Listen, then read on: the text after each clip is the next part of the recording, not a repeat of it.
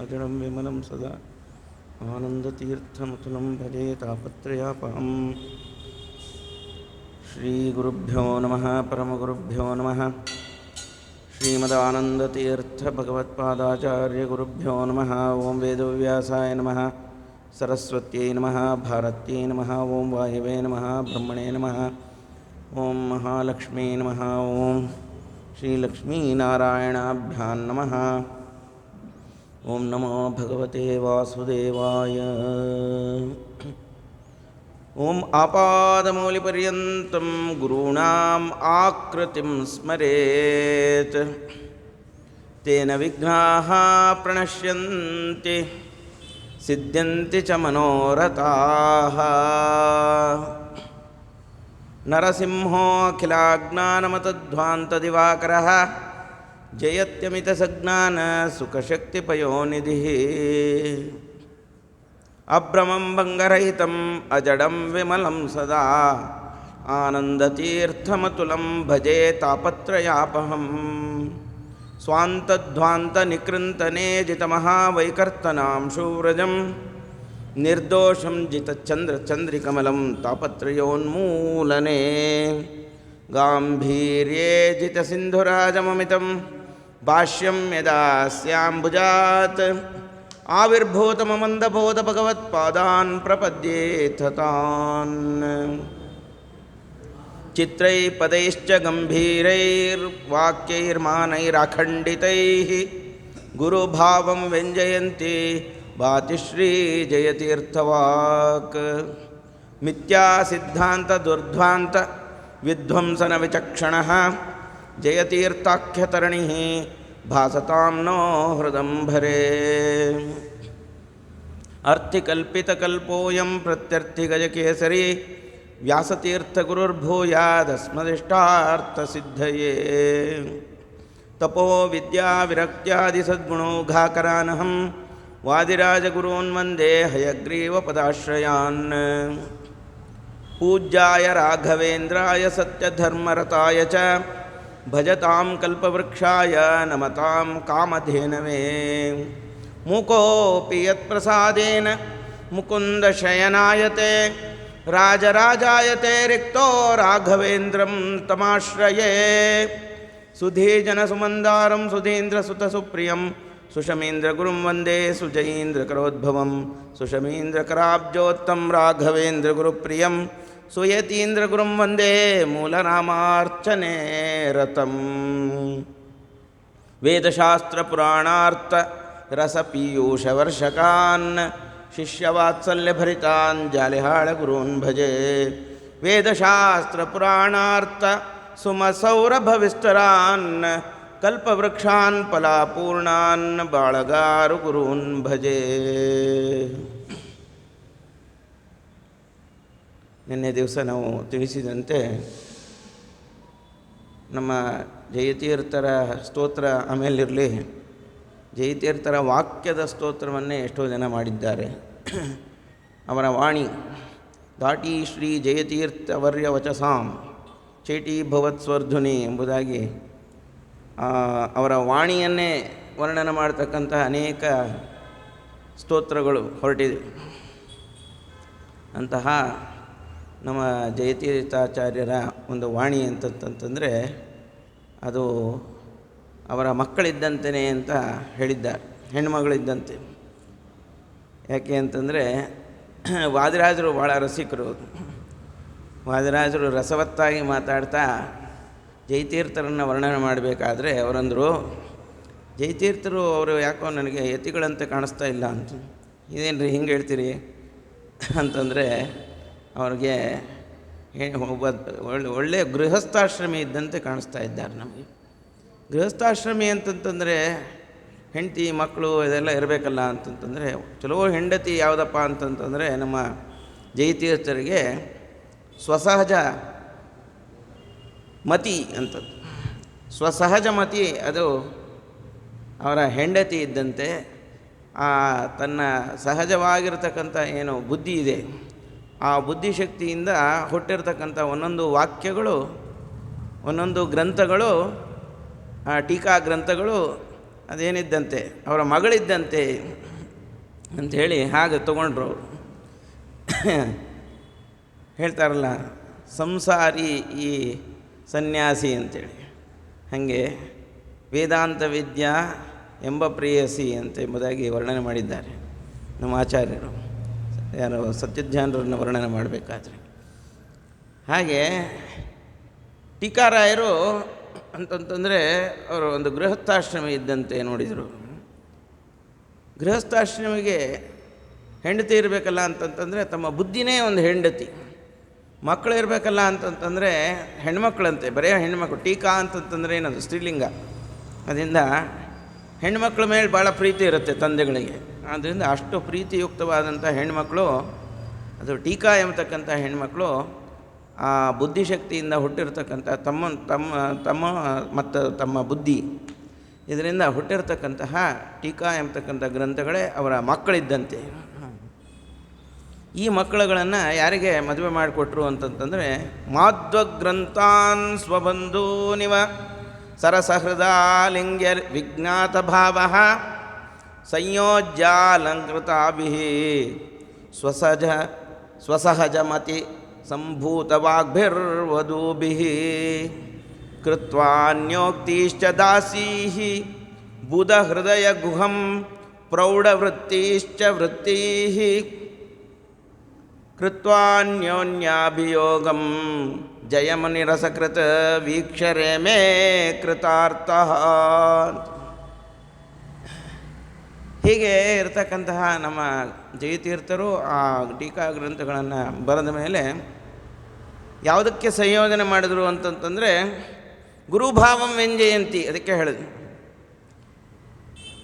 ಯಾವುದಕ್ಕೆ ಸಂಬಂಧಪಟ್ಟಿತ್ತು ಈ ಟೀಕಾ ಅಂತಂತಂದರೆ ಬಹಳ ದೃಢವಾಗಿ ಸರ್ವಮೂಲ ಗ್ರಂಥಗಳಿಗೆ ಸಂಬಂಧಪಟ್ಟಿತ್ತು.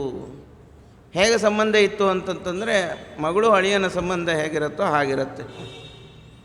ಅದನ್ನು ನೋಡಿದರು, ಮಾಧ್ವ ಗ್ರಂಥಗಳಿಗೆ ಇದನ್ನು ಕೊಟ್ಟು ಲಗ್ನ ಮಾಡಬೇಕು ಅಂಥೇಳಿ ಅವರೇನು ಮಾಡಿದರು, ಅದಕ್ಕೆ ಒಳ್ಳೆಯ ಅಲಂಕಾರ ಮತ್ತು ಹೆಣ್ಮಗಳನ್ನು ಮದುವೆ ಮಾಡಿಕೊಡ್ಬೇಕಾದ್ರೆ ಸುಮ್ಮನೆ ಹಾಗೆ ಬರೇ ಕೈನಲ್ಲಿ ಲಗ್ನ ಮಾಡ್ಕೊಳ್ಲಿಕ್ಕಾಗತ್ತೇನ್ರಿ, ಅದಕ್ಕೆಲ್ಲ ಅಲಂಕಾರ ಸಾಮಗ್ರಿಗಳು, ಅದರಿಂದೆಲ್ಲ ಅವಳನ್ನು ಅಲಂಕರಿಸಿ, ಬಂಗಾರದಿಂದ ಅಲಂಕರಿಸಿ ಅವಳನ್ನು ಸುವರ್ಣದಿಂದ ಅಲಂಕರಿಸಿ ಅದನ್ನು ಮಾಧ್ವ ಗ್ರಂಥಗಳಿಗೆ ಲಗ್ನ ಮಾಡಿಕೊಟ್ರಂತೆ.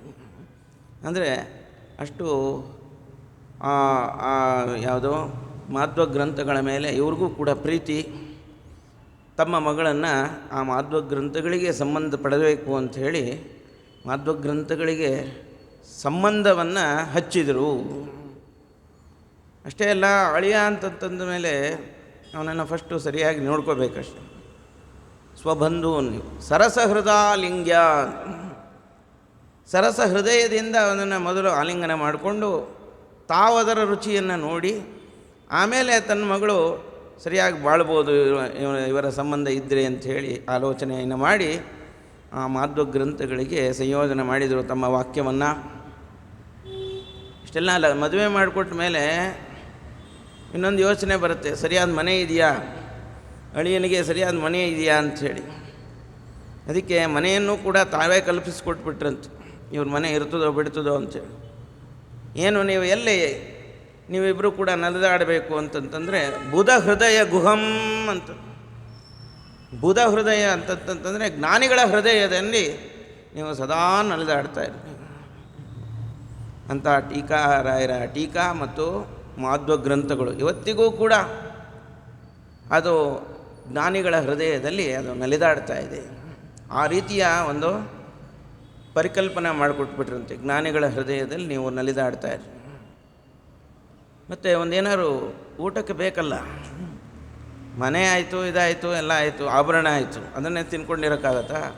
ಪ್ರೌಢವೃತ್ತಿಶ್ಚ ವೃತ್ತಿ, ಅದಕ್ಕೆ ಪ್ರೌಢ ವೃತ್ತಿಗಳನ್ನು ಕಲ್ಪಿಸಿ ಆ ವೃತ್ತಿಗಳಿಂದ ಅದಕ್ಕೆ ಉಪಭ್ರಮಿತವನ್ನಾಗಿ ಮಾಡಿ ಇದನ್ನೇ ಅವರು ಉಪಜೀವಿಸಿಕೊಂಡಿರಬೇಕು ಎಂಬುದಾಗಿ ಅದನ್ನೂ ಕೂಡ ಕಲ್ಪನೆ ಮಾಡಿ, ಮತ್ತು ಅನ್ಯೋಕ್ತಿಶ್ಚ ದಾಸಿಯರು ಇರಬೇಕ್ರಿ, ಅವರೇ ಎಲ್ಲ ಕೆಲಸ ಮಾಡ್ಕೊಂಬೇಡ, ಕಸ ಗುಡಿಸೋದು, ಎಂಜಲ್ ಹೋಮ ಮಾಡೋದು, ಪಾತ್ರೆ ತೊಳೆಯೋದು, ಬಟ್ಟೆ ಒಗೆಯೋದು ಎಲ್ಲ ತಾವೇ ಮಾಡಿಬಿಟ್ರೆ ನಮ್ಮ ಮಗಳಿಗೆ ಕಷ್ಟ ಆಗುತ್ತೋ ಏನೋ ಅಂಥೇಳಿ ದಾಸಿಯರನ್ನು ಕೂಡ ಕಟ್ಕಳಿಸಿದ್ರು. ಯಾರು ಅಂತಂತಂದರೆ ಬೇರೆ ಸಿದ್ಧಾಂತದ ಉಕ್ತಿಗಳೇನಿದ್ದಾವೆ, ಬೇರೆ ಸಿದ್ಧಾಂತದವರು ಏನೇನು ಅಪಭ್ರಷ್ಟ ಭಾಷಣವನ್ನು ಮಾಡಿದ್ದಾರೆ ಅದನ್ನೆಲ್ಲ ದಾಸಿಯನ್ನಾಗಿ ಮಾಡಿದರು. ಟೀಕಾಕ್ಕೆ ಅವೆಲ್ಲ ದಾಸಿಯರ.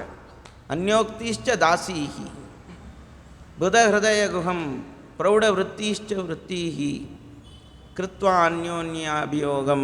ಈ ರೀತಿ ಅವರ ಅನ್ಯೋನ್ಯ ಸಂಬಂಧವನ್ನು ಕೂಡ ನೋಡ್ತಾ ಒಳ್ಳೆಯ ಮನೆಯನ್ನು ಕೊಟ್ಟರು, ಒಳ್ಳೆಯ ವೃತ್ತಿ ಕೊಟ್ಟರು, ದಾಸಿಯರನ್ನು ಕೊಟ್ಟು ಇವರಿಬ್ಬರ ಅನ್ಯೋನ್ಯ ಸಂಬಂಧವನ್ನು ನೋಡ್ತಾ ಭಾಳ ಆನಂದಪಟ್ಟಿರ್ತಕ್ಕಂತಹ ಧನ್ಯ ಗೃಹಸ್ಥಾಶ್ರಮಿಗಳು ನಮ್ಮ ಜಯತೀರ್ಥರು ಎಂಬುದಾಗಿ ವಾದರಾಜರು ಅದನ್ನು ವರ್ಣನೆ ಮಾಡ್ತಾರೆ. ಅನ್ಯೋನ್ಯಾಭಿಯೋಗಂ ಜಯಮುನಿ ರಸಕೃತ ವೀಕ್ಷೆ. ಮತ್ತೆ ಮತ್ತೆ ಅವರ ಅನ್ಯೋನ್ಯ ಸಂಬಂಧವನ್ನು ನೋಡ್ತಾ ನೋಡ್ತಾ ಆನಂದದಲ್ಲಿ ತಲ್ಲೀನರಾಗಿದ್ದರು ಅಂಥೇಳಿ ವರ್ಣನೆ ಮಾಡಿದ್ದಾರೆ.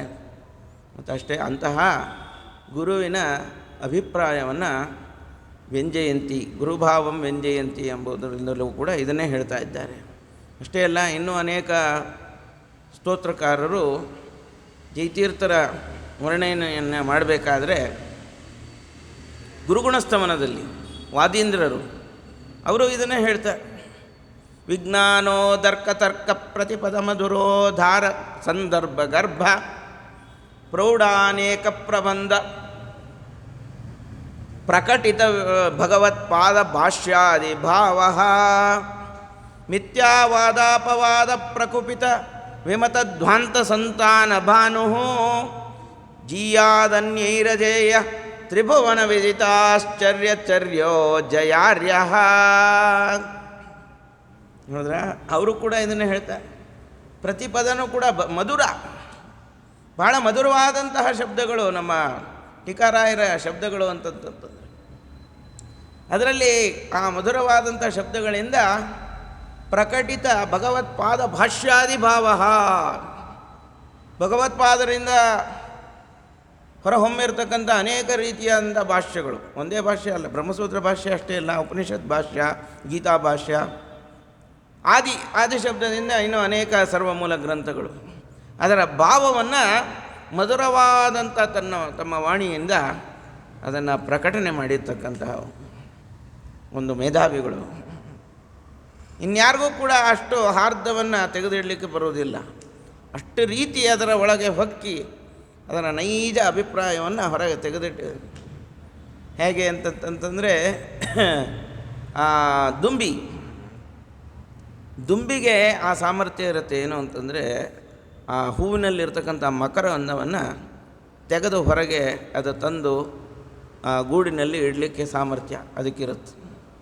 ಎಲ್ಲರಿಗೂ ಆ ಸಾಮರ್ಥ್ಯ ಬರೋದಿಲ್ಲ. ನೀವು ಮಾಡಿರಿ ನೋಡೋಣ ಅದನ್ನು, ಮಕರಂದವನ್ನು ತೆಗೆಯೋದು. ಹೂವಿನಲ್ಲಿ ಮಕರಂದ ಇದೆ, ಎಲ್ಲ ಹೂವನ್ನು ತಂದು ಮಿಕ್ಸಿಗೆ ಹಾಕಿಬಿಟ್ರೆ ಬರುತ್ತೇನ್ರಿ ಅದು? ಮಕರಂದವನ್ನು ತೆಗಿಬೇಕಾದ್ರೆ ಅದಕ್ಕೆ ಒಂದು ಕಲೆ ಬೇಕಾಗತ್ತೆ, ಎಲ್ಲರಿಗೂ ಸಾಧ್ಯ ಇಲ್ಲ. ಹಾಗೆ ಆ ಗುರುಗಳ ವಾಕ್ಯದಲ್ಲಿ ಏನು ಮಕರಂದ ಇದೆ, ಏನು ಸಾರ ಸರ್ವಸ್ವ ಇದೆ, ಅದನ್ನು ಮಾತ್ರ ತೆಗೆದಿಟ್ಟಿದ್ದಾರೆ.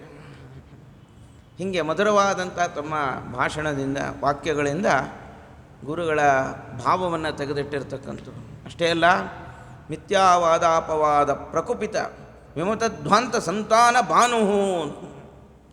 ಮಿಥ್ಯಾವಾದಿಗಳೆಂಬತಕ್ಕಂಥ ಕತ್ತಲೆಗೆ ಸೂರ್ಯನಂತೆ ಪ್ರಕಾಶಮಾನರಾಗಿ ಆ ಕತ್ತಲೆಯನ್ನೆಲ್ಲ ಓಡಿಸಿರ್ತಕ್ಕಂಥವರು ನಮ್ಮ ಜಯತೀರ್ಥ ಶ್ರೀಪಾದಂಗಳವರು, ಟೀಕಾಕೃತ್ಪಾದರು. ಅದಕ್ಕೆ ಮಿಥ್ಯಾ ಸಿದ್ಧಾಂತ ದುರ್ಧ್ವಾಂತ ವಿಧ್ವಂಸನ ವಿಚಕ್ಷಣ ಜಯತೀರ್ಥಾಖ್ಯ ತರಣಿ ಭಾಸತಾಂನೋ ಹೃದಂಬರೇ ಅಂಥೇಳಿ ತರಣಿ ಅಂತಂತಂದರೆ ಸೂರ್ಯನಿಗೆ ಹೋಲಿಸಿದ್ದಾರೆ. ಸೂರ್ಯ ಬಂದಾಗ ಯಾವುದೋ ಕತ್ತಲೆ ಇರೋದೇ ಇಲ್ಲ. ಕತ್ತಲೆ ಇದ್ದರೆ ಏನಾಗುತ್ತೆ, ಕಳ್ಳರಿಗೆ ಕಾಕರಿಗೆಲ್ಲ ಆನಂದ. ಏಕೆಂದರೆ ಕತ್ತಲೆ ಇದ್ದರೆ ತಮ್ಮ ಕೆಲಸ ಆಗೋದು. ಯಾವಾಗ ಸೂರ್ಯನೇ ಉದಯಿಸಿಬಿಟ್ಟಿರ್ತಾನೆ ಆಗ ಕಳ್ಳರಿಗೆ ಕಾಕರಿಗೆ ಅಷ್ಟು ಆನಂದ ಆಗೋದಿಲ್ಲ ಅಂತ. ಯಾಕೆ ಅಂತಂತಂದರೆ ತಮ್ಮ ಏನು ಸಂಚರಣ ಮುಂತಾದ್ದು ತಮ್ಮ ಚಟುವಟಿಕೆ ಇದೆಲ್ಲ ಸೂರ್ಯ ಬಂದಾಗ ವ್ಯಕ್ತೀಕೃತವಾಗ್ಬಿಡುತ್ತೆ. ಆದ್ದರಿಂದ ಕತ್ತಲಲ್ಲೇ ಜಾಸ್ತಿ ಅವರು ಇಷ್ಟಪಡ್ತಾರೆ ಕೆಲಸ ಮಾಡೋದು.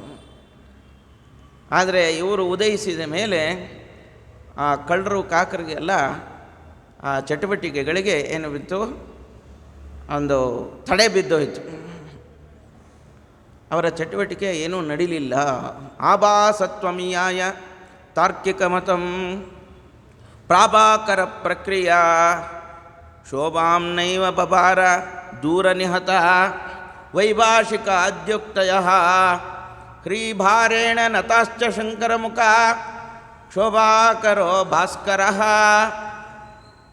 ಶ್ರೀಭಾಷ್ಯಂ ಜಯಯೋಗಿನಿ ಪ್ರವದತಿ ಸ್ವಾಭಾವಿಕೋದ್ಯನ್ಮತೋ. ಸ್ವಾಭಾವಿಕವಾದಂತಹ ತಮ್ಮ ಮತಿಯಿಂದ ಶ್ರೀ ಭಾಷ್ಯವನ್ನು ಅವರು ಪ್ರವಚನ ಮಾಡ್ತಾ ಇದ್ದರೆ ಎಲ್ಲ ಮಿಥ್ಯಾಪವಾದ ಹೊಂದಿರತಕ್ಕಂಥ ಸಿದ್ಧಾಂತಗಳು ಕೂಡ ಅದು ದೂರ ನಿರತ, ಎಲ್ಲ ಅವು ನಿರಾಕೃತವಾದವು ಅಂಥೇಳಿ ಹಂಗೆ ವರ್ಣನೆ ಮಾಡಿದ್ದಾರೆ. ಸಾಮಾನ್ಯ ಅಲ್ಲ, ಇಂತಹ ಒಂದು ದುರ್ಮತವನ್ನು ಖಂಡನ ಪೂರ್ವಕ ಸ್ವಮತ ಸ್ಥಾಪನ ಮಾಡ್ತಕ್ಕಂಥ ಶಕ್ತಿ ಅವರಿಗೆ ದೊರಕಿದ್ದು ಕೂಡ ಗುರುಗಳ ಅನುಗ್ರಹದಿಂದನೇ. ಹಿಂದೆ ಹೇಳಿಬಿಟ್ರು ಅವರು, ಏನು ವ್ಯಾಖ್ಯಾಸ ತೇಷ ಘೋರಾಟ್ ಅಂತ ಹೇಳಿಬಿಟ್ರು. ಆಮೇಲೆ ಬದರಿಕಾಶ್ರಮಕ್ಕೆ ಹೋದರು. ಇವುದು ಕೂಡ ಆಮೇಲೆ ಆ ದೇಹವನ್ನು ಬಿಟ್ಟು ಕೊನೆಗೆ ಅವರೇನೇ ಏನೋ ಒಳ್ಳೆಯ ದೇಶಪಾಂಡೆ ವಂಶದಲ್ಲಿ ಅವರು ಹುಟ್ಟಿರ್ತಕ್ಕಂಥದ್ದು. ದೇಶಪಾಂಡೆ ಮನೆತನ ಅಂತ. ಅದು ಅವ್ರು ಹೇಗಿದ್ದರು ಅವ್ರ ತಂದೆ ಅಂತಂತಂದರೆ ರಾಜರಿದ್ದಂತೆ ಇದ್ದರು. ಮನೆಯಲ್ಲೆಲ್ಲ ಬೇಕಾದಷ್ಟು ಆಳು ಕಾಳುಗಳು, ಸೇನಾ ಇದ್ದಂಗಿತ್ತು. ಆಯುಧಗಳನ್ನೆಲ್ಲ ಇಟ್ಕೊಂಡಿದ್ರು. ಮತ್ತು ಇಡೀ ಸುತ್ತಮುತ್ತಲು ಬರ್ತಕ್ಕಂಥ ಏನೇನು ಶತ್ರುಗಳು ಬರ್ತಾರೋ ಅವ್ರನ್ನೆಲ್ಲ ಮರ್ದನ ಮಾಡ್ತಕ್ಕಂಥ ಶಕ್ತಿ ಇತ್ತು ಅವ್ರಿಗೆ. ಕುದುರೆ, ಆಳು ಕಾಳು ಮುಂತಾದ್ದೆಲ್ಲ ಇಟ್ಕೊಂಡಿದ್ರು. ರಾಜರಂತೆ ಇದ್ದರು, ಬ್ರಾಹ್ಮಣರೇ, ಆದರೆ ರಾಜರಂತೆ ಇರ್ತಕ್ಕಂಥ ಒಂದು ಮನೆತನ ಆ ದೇಶಪಾಂಡೆ ಮನೆತನ. ಅಂತಹ ಮನೆತನದಲ್ಲಿ ತಾವು ಹುಟ್ಟಿರ್ತಕ್ಕಂಥದ್ದು, ಅದೇ ರೀತಿಯಾಗಿರ್ತಕ್ಕಂಥ ಒಳ್ಳೆಯ ಬ್ರಾಹ್ಮಣೋಚಿತವಾದಂತಹ ಸಂಸ್ಕಾರವನ್ನು ಪಡೆದಿರ್ತಕ್ಕಂಥದ್ದು. ಅದಲ್ಲ, ಒಳ್ಳೆಯ ವಂಶದಲ್ಲಿ ಹುಟ್ಟಬೇಕು, ಒಳ್ಳೆಯ ಸಂಸ್ಕಾರನೂ ಪಡಿಬೇಕು, ಆಮೇಲೆ ಒಳ್ಳೆಯ ಗುರುಗಳ ಪ್ರಾಪ್ತಿಯಾಗಬೇಕು. ಇದು 3 ಅಂಶಗಳು ಒಬ್ಬ ವ್ಯಕ್ತಿಯ ವ್ಯಕ್ತಿತ್ವವನ್ನು ರೂಪಿಸ್ತಕ್ಕಂಥ. ಹಾಗೆ ಒಳ್ಳೆಯ ವಂಶದಲ್ಲಿ ಹುಟ್ಟಿದರು, ಒಳ್ಳೆಯ ಸಂಸ್ಕಾರವನ್ನೆಲ್ಲ ಪಡೆದಿದ್ದಾರೆ. ಬಾಲ್ಯದಲ್ಲೇ ಎಲ್ಲದರಲ್ಲೂ ಕೂಡ ಚಾತುರ್ಯವನ್ನು ತೋರಿಸ್ತಾ ಇದ್ದಾರೆ. ಎಲ್ಲ ವಿದ್ಯೆಯಲ್ಲೂ ಕೂಡ ಚಾತುರ್ಯವನ್ನು ತೋರಿಸ್ತಾ ಇದ್ದಾರೆ. ಬರೇ ಬ್ರಾಹ್ಮಣೋಚಿತ ವಿದ್ಯೆ ಇಲ್ಲ ಅಷ್ಟೇ ಅಲ್ಲ, ಆಟ ಪಾಠಗಳಲ್ಲೂ ಕೂಡ ಚಾತುರ್ಯವನ್ನು ತೋರಿಸಿದ್ದಾರೆ. ಅದರಂತೆ ಇದನ್ನು ಕ್ಷಾತ್ರ ಕಲೆಗಳು ಅಂತೇನಿದ್ದಾವೆ, ಕತ್ತಿ ಮಸಿಯೋದು, ಕುದುರೆಯನ್ನು ಓಡಿಸೋದು, ಕುದುರೆ ಸವಾರಿ ಮಾಡೋದು, ಇದೆಲ್ಲದರಲ್ಲೂ ಕೂಡ ಚತುರರು. ಹಾಗೆ ಯೌವನವನ್ನು ಹೊಂದಿದ ಮೇಲಂತೂ ನವಯೌವನದಿಂದ ಭರಿತರಾಗಿ ಮತ್ತಷ್ಟು ಜೃಂಭಿಸ್ತಾ ಇದ್ದಾರೆ. ಅವರ ತೇಜಸ್ಸು ಹೇಗಿತ್ತು ಅಂತಂತಂದರೆ ಇಂದ್ರಾಂಶ ಸಂಭೂತರು. ಕೇಳ್ತೀರಾ, ಅರ್ಜುನ ಇದ್ದಂಗೆ ಇದ್ದರು. ಅರ್ಜುನ ಯೌವನದ ಹರೆಯದಲ್ಲಿ ಹೇಗೆ ಶೋಭಿಸ್ತಾ ಇದ್ನೋ ಆ ರೀತಿ ಕಾಣಿಸ್ತಾ ಇದ್ರು. ಆ ಕುದುರೆಯನ್ನು ಏರಿ ತಮ್ಮ ದಾಸದಾಸಿಯರನ್ನೆಲ್ಲ ಹಿಂಬದಿಯನ್ನಾಗಿ ಮಾಡಿಕೊಂಡು ಅವರು ಕಾಡಿಗೆ ಅಂಥೇಳಿ ಬೇಟೆಗೆ ಅಂತ ಹೋಗಬೇಕಲ್ಲಿ. ಹಾಗೆ ರಾವುತನಾಗಿ ಬೇಟೆಗೆ ಹೋದಾಗ ಅಲ್ಲಿ ಎಲ್ಲ ಕಡೆಯಲ್ಲೂ ಕೂಡ ಸುತ್ತುವರೆದು ಕೊನೆಗೆ ಭಾಳ ಸುಸ್ತಾಗಿ ನೀರಡಿಕೆ ಆಯಿತು. ದೊಡ್ಡ ಸರೋವರ ನೋಡಿದರು, ಭಾಳ ಆನಂದ ಆಯಿತು. ಆದರೆ ಕುದುರೆಯಿಂದ ಇಳಿಬಾರ್ದು ನೋಡ್ರಿ, ಕುದುರೆಯಿಂದ ಇಳಿಬಾರ್ದು, ಹಾಗೇ ನೀರು ಕುಡಿಬೇಕು. ಆ ಕುದುರೆಯನ್ನು ಆಳದವರೆಗೆ ಕರ್ಕೊಂಡು ಹೋಗಿ ಆ ಕುದುರೆಯನ್ನು ಮುಳುಗಿಸಿ ತಾವು ಸ್ನಾನ ಮಾಡಿ ಅಲ್ಲಿ ಆ ನೀರನ್ನು ಕುಡಿದು ಆಮೇಲೆ ಮೇಲೆ ಎದ್ದು ಬಂದಿದ್ದಾರೆ. ಇದು ಮೊದಲೇ ಸೂಚನೆ ಆಗಿತ್ತು ಯಾರಿಗೆ? ಅಕ್ಷೋಭ್ಯ ತೀರ್ಥರಿಗೆ. ಇಂಥವ್ರು ಬರ್ತಾನೆ ರಾಹುತ ವೇಷದಿಂದ.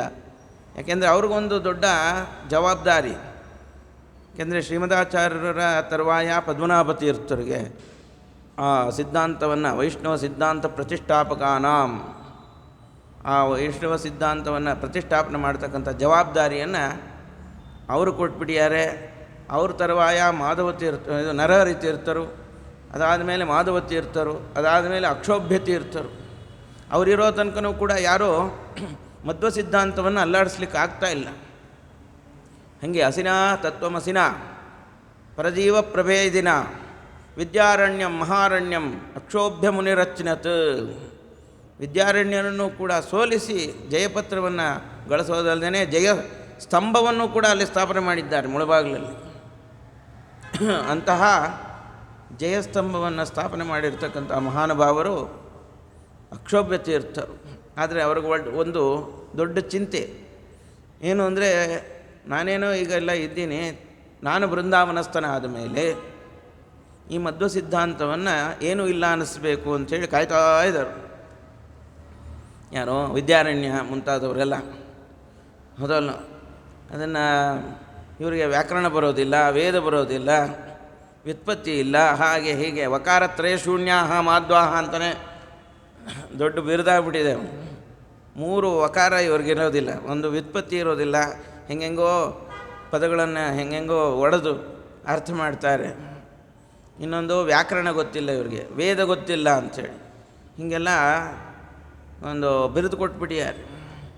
ಅದರಿಂದ ವೇದದಿಂದ ಅನೇಕ ವೇದ ಶಾಖೆಗಳನ್ನು ಉದಾಹರಿಸಿ ಅದ್ವೈತವನ್ನು ಸ್ಥಾಪನೆ ಮಾಡಬೇಕು,